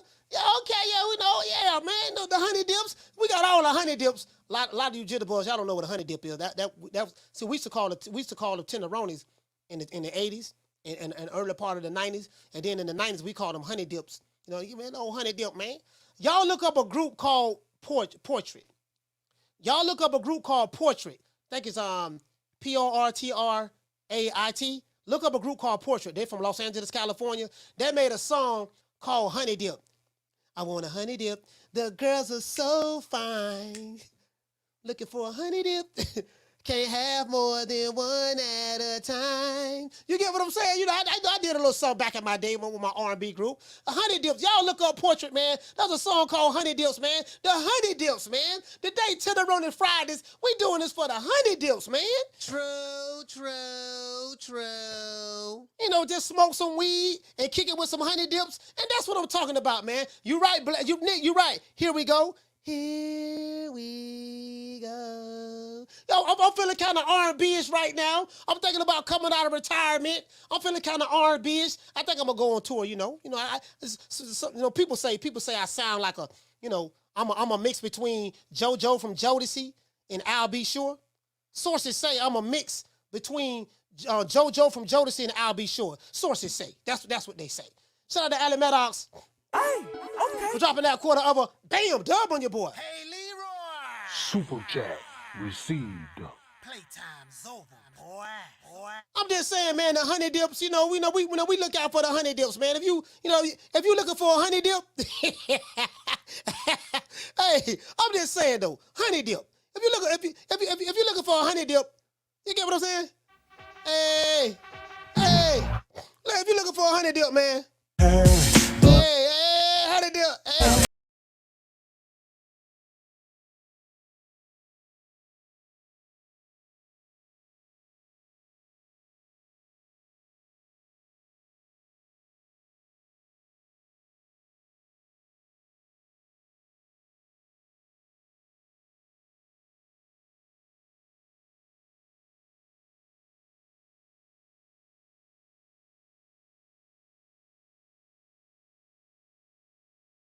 Dip, man, the Honey Dips. You know, that's what we doing for the Honey Dips. Shout out to Allie Maddox, man. Hey, okay. We're dropping that quarter of a bam dub on your boy. Hey, Leroy. Super chat received. Playtime's over, boy. Yeah, the Honey Dips, man. We do it for the Honey Dips. He said, I got my paper coach. I already got most of my scratch coach, but I'm still making the rounds, checking traps, checking holes.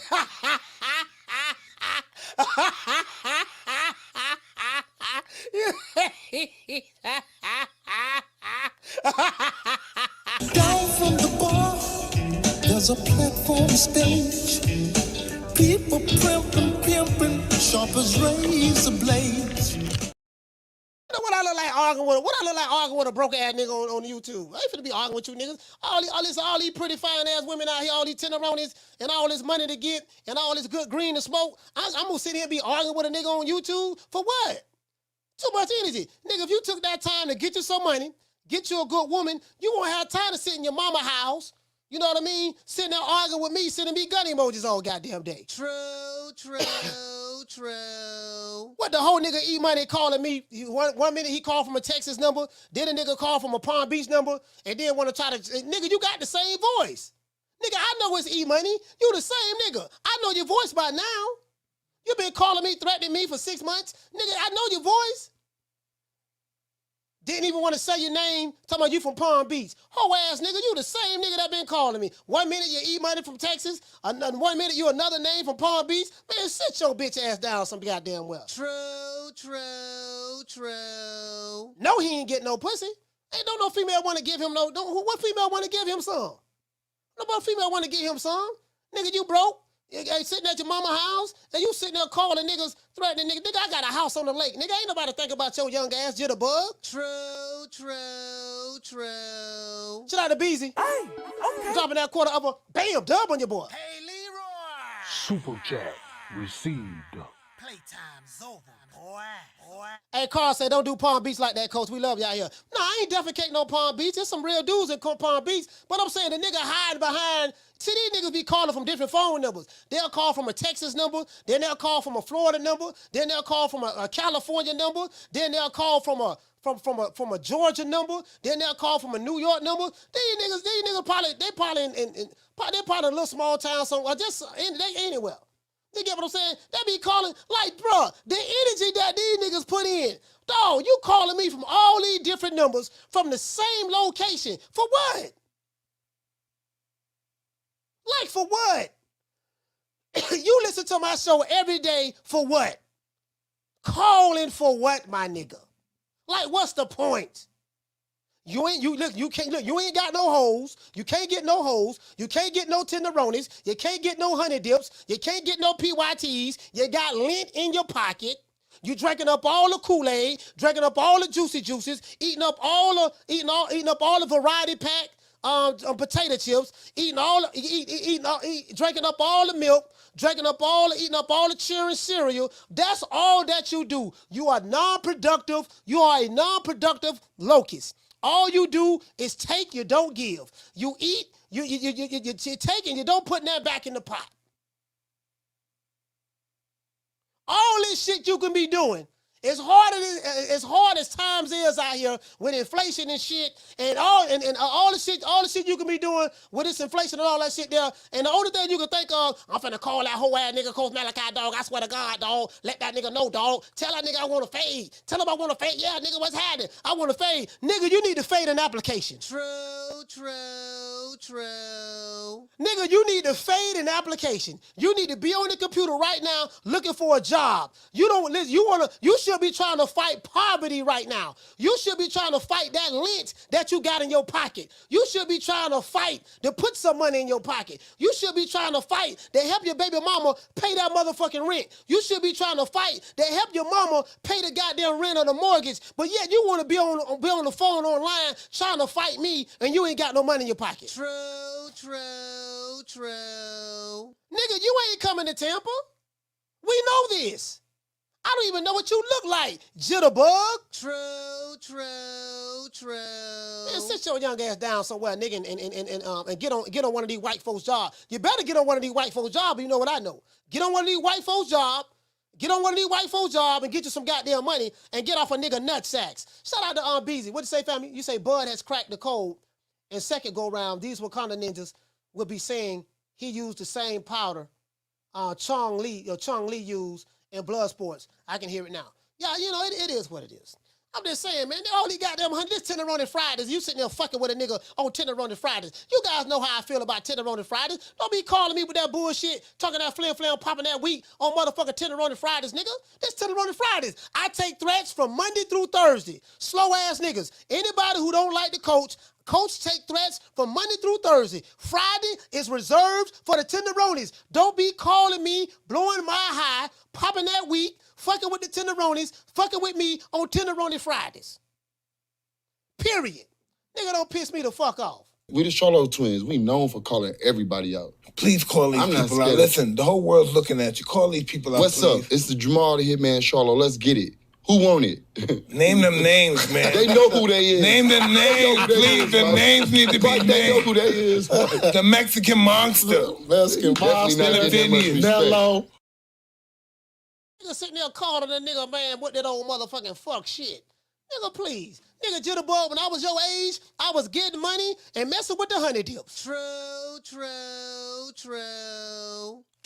I kept me some honey dips. You can believe that. Nigga, I would get money, man, and mess with some honey dips. I wouldn't call no nigga talking about, yeah, nigga, what's happening? Nigga, what's up? Who you think gonna win the fight between me and you? Nigga, I don't even know what the fuck you look like. True. Yeah, man, it is what it is, man. Let's say a special prayer, man, to all the honey dips out there, man. And I want you to hold on to God's unchanging hand, because he helped Joshua fight the battle of Jericho. Yes. He helped Daniel get out the lion's den. He helped Gilligan get off the island. Lord. Whole ass nigga probably somewhere crying right now.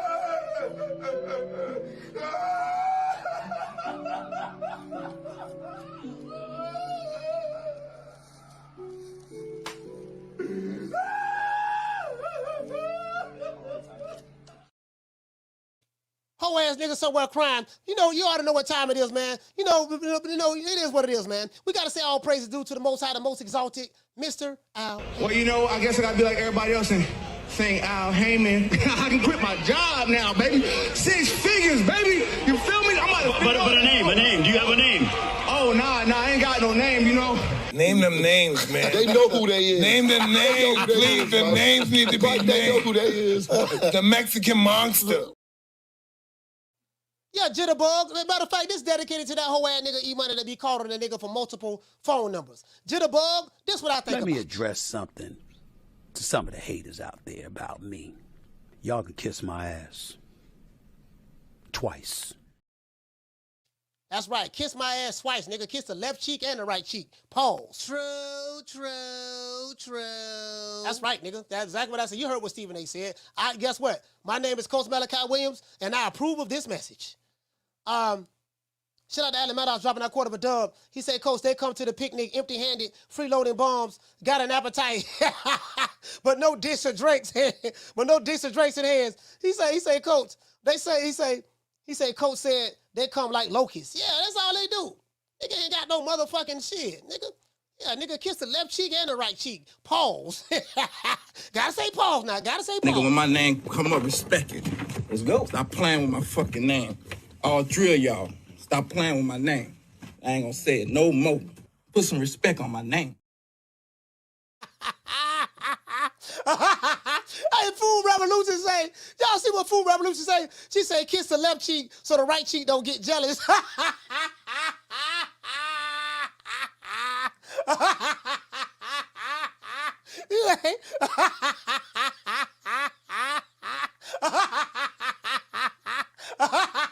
Yeah, nigga, kiss the left cheek so the right cheek don't get jealous. True. Hey, how we got on cheeks? I thought we were talking about the tenderonis. How we got on, well, you know what, though? It depends now. You talking about some tenderoni cheeks now. You know, it's something different now. The tenderoni cheeks and the honey dips ain't nothing like the tenderoni cheeks and the honey dips now. I don't know. Listen, but I look at the tenderonis and the honey dips with high regard. Shout out to that whole ass nigga that be calling me, threatening me all the time. Look, fuck you.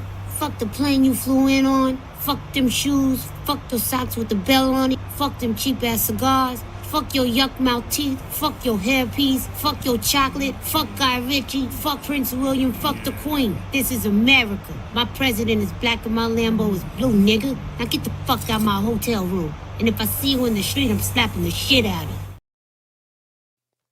Yeah, man, nigga sitting here, man, all these honey dips, man, nigga, if you know like I know, dog, you better go get you some money because these women don't want no broke niggas. If you a broke nigga, she don't want you. So what you gonna do, if you want to get a good woman, you better have a certain aura about yourself. Make sure you stack your paper up, get right, and just, you know what I mean, focus on what you gotta do, man. Stop calling a nigga being on another nigga nutsack, sweating a nigga, hollering about what you want to do to a nigga. You need to be focusing on getting a job, get on one of them good white folks jobs. Got some good white folks out there looking to hire. You know, you can get one at McDonald's or whatever the case may be, Checkers, or Pizza Hut, you know, the local Piggly Wiggly, local gas station. Get you some money, baby boy, man. Goddamn, man, shit.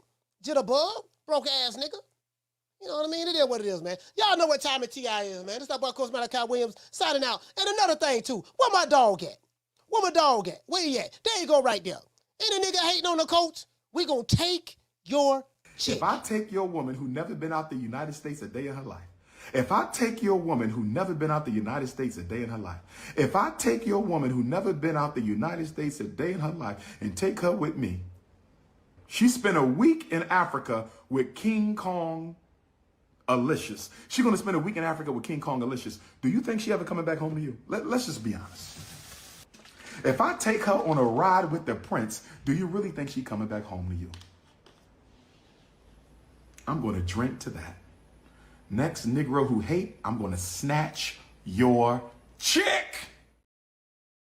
Yeah, man. So then, if the nigga, what the nigga need to do, he what the dude name said, D Zeros. He said the dude like to troll me. What he need to do, don't know D Dubs. He need to love. He said he love to troll me, right? He need to love how to get a woman to get some goddamn money. The problem is his priorities is in the wrong order. True. Your priorities is misplaced, young man. That's the problem. Y'all know what time it is, man. All the tenderonis out there, man. All the tenderonis and honey dips. Shout out to Nick Rich. Shout out to Food Revolution. Shout out to Letitia. Shout out to the Duchess of Wisdom. Shout out to Jackie Hernandez. Shout out to my sister Blast 365. Shit, who else I forgot, man? I do not like missing the tenderonis, boy. God damn, I don't like missing tenderonis. Shout out to Rick, man. I do not like missing the tenderonis, boy. God damn, boy, I can't do that, boy. I will not be able to sleep at night. Shout out to Letitia. Who else I got? God, who else I got? God damn. Anyways, Food Revolution as well. Shout out to my sister Food Revolution. And boy, if I forgot a tenderoni on Tenderoni Fridays, please forgive me. I do apologize. I do not mean to do that. You know what I mean? Anyways, It is what it is, man. Once again, it's our boy, Coach Malachi Williams, signing out. Oh, shout out to La Jessica. La Jessica's in the building. Shout out to La Jessica. Any more tenderonis? You know, the hell with you dudes. We talking to the tenderonis right now. The nigga switching out. The nigga switching out on it for the honey dips. Today is Tenderoni Fridays, man. Today is Tenderoni Fridays. Something to be real happy about. You get what I'm saying? But shout out to everybody in the chat, man. It is what it is. Once again, it's on that boy, Coach Malachi Williams, signing out. True Media Today, USA Boxing. Y'all know what time it is, man. This is for the honey dips.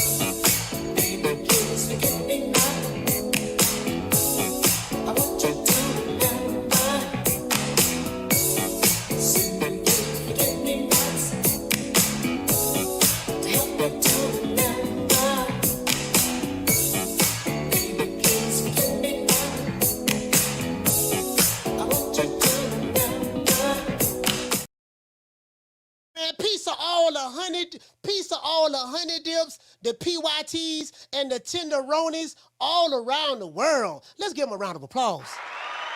Lord have mercy. Lord have mercy. See you guys, I got video dropping tomorrow, man. So I see you guys. You got to see me tomorrow, man. We'll be back live again Sunday. So I see you guys Sunday, 3 o'clock Eastern Standard Time. I have videos I'm dropping tomorrow. You guys know my motto, man. Much love to everybody in the chat.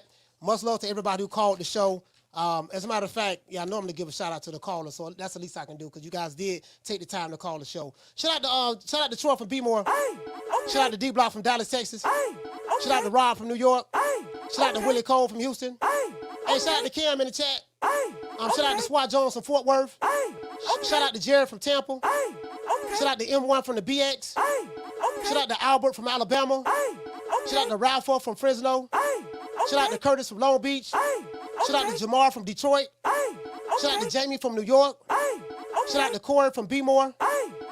3 times. And Corey said he want to holler at Food Revolution. So Food Revolution, if you're looking for a good man, we got my homeboy Corey from B-More 3 times. Shout out to Coach Eddie from the ATL. Shout out to Don from B-More. Shout out to Eddie from Hazel, Texas. Shout out to Roach from Houston. Shout out to Darren from Louisville, Kentucky. Shout out to Jay from Richmond, California. Shout out to Junior from New Hampshire. Shout out to Jared from Iowa. Shout out to Jordan from Houston. Shout out to Pound for Pound Boxing from Jersey. See you guys Sunday. You know my motto. Don't meet me there, beat me there. Peace. Man, I'm out of here, bro. Let's go. Come on.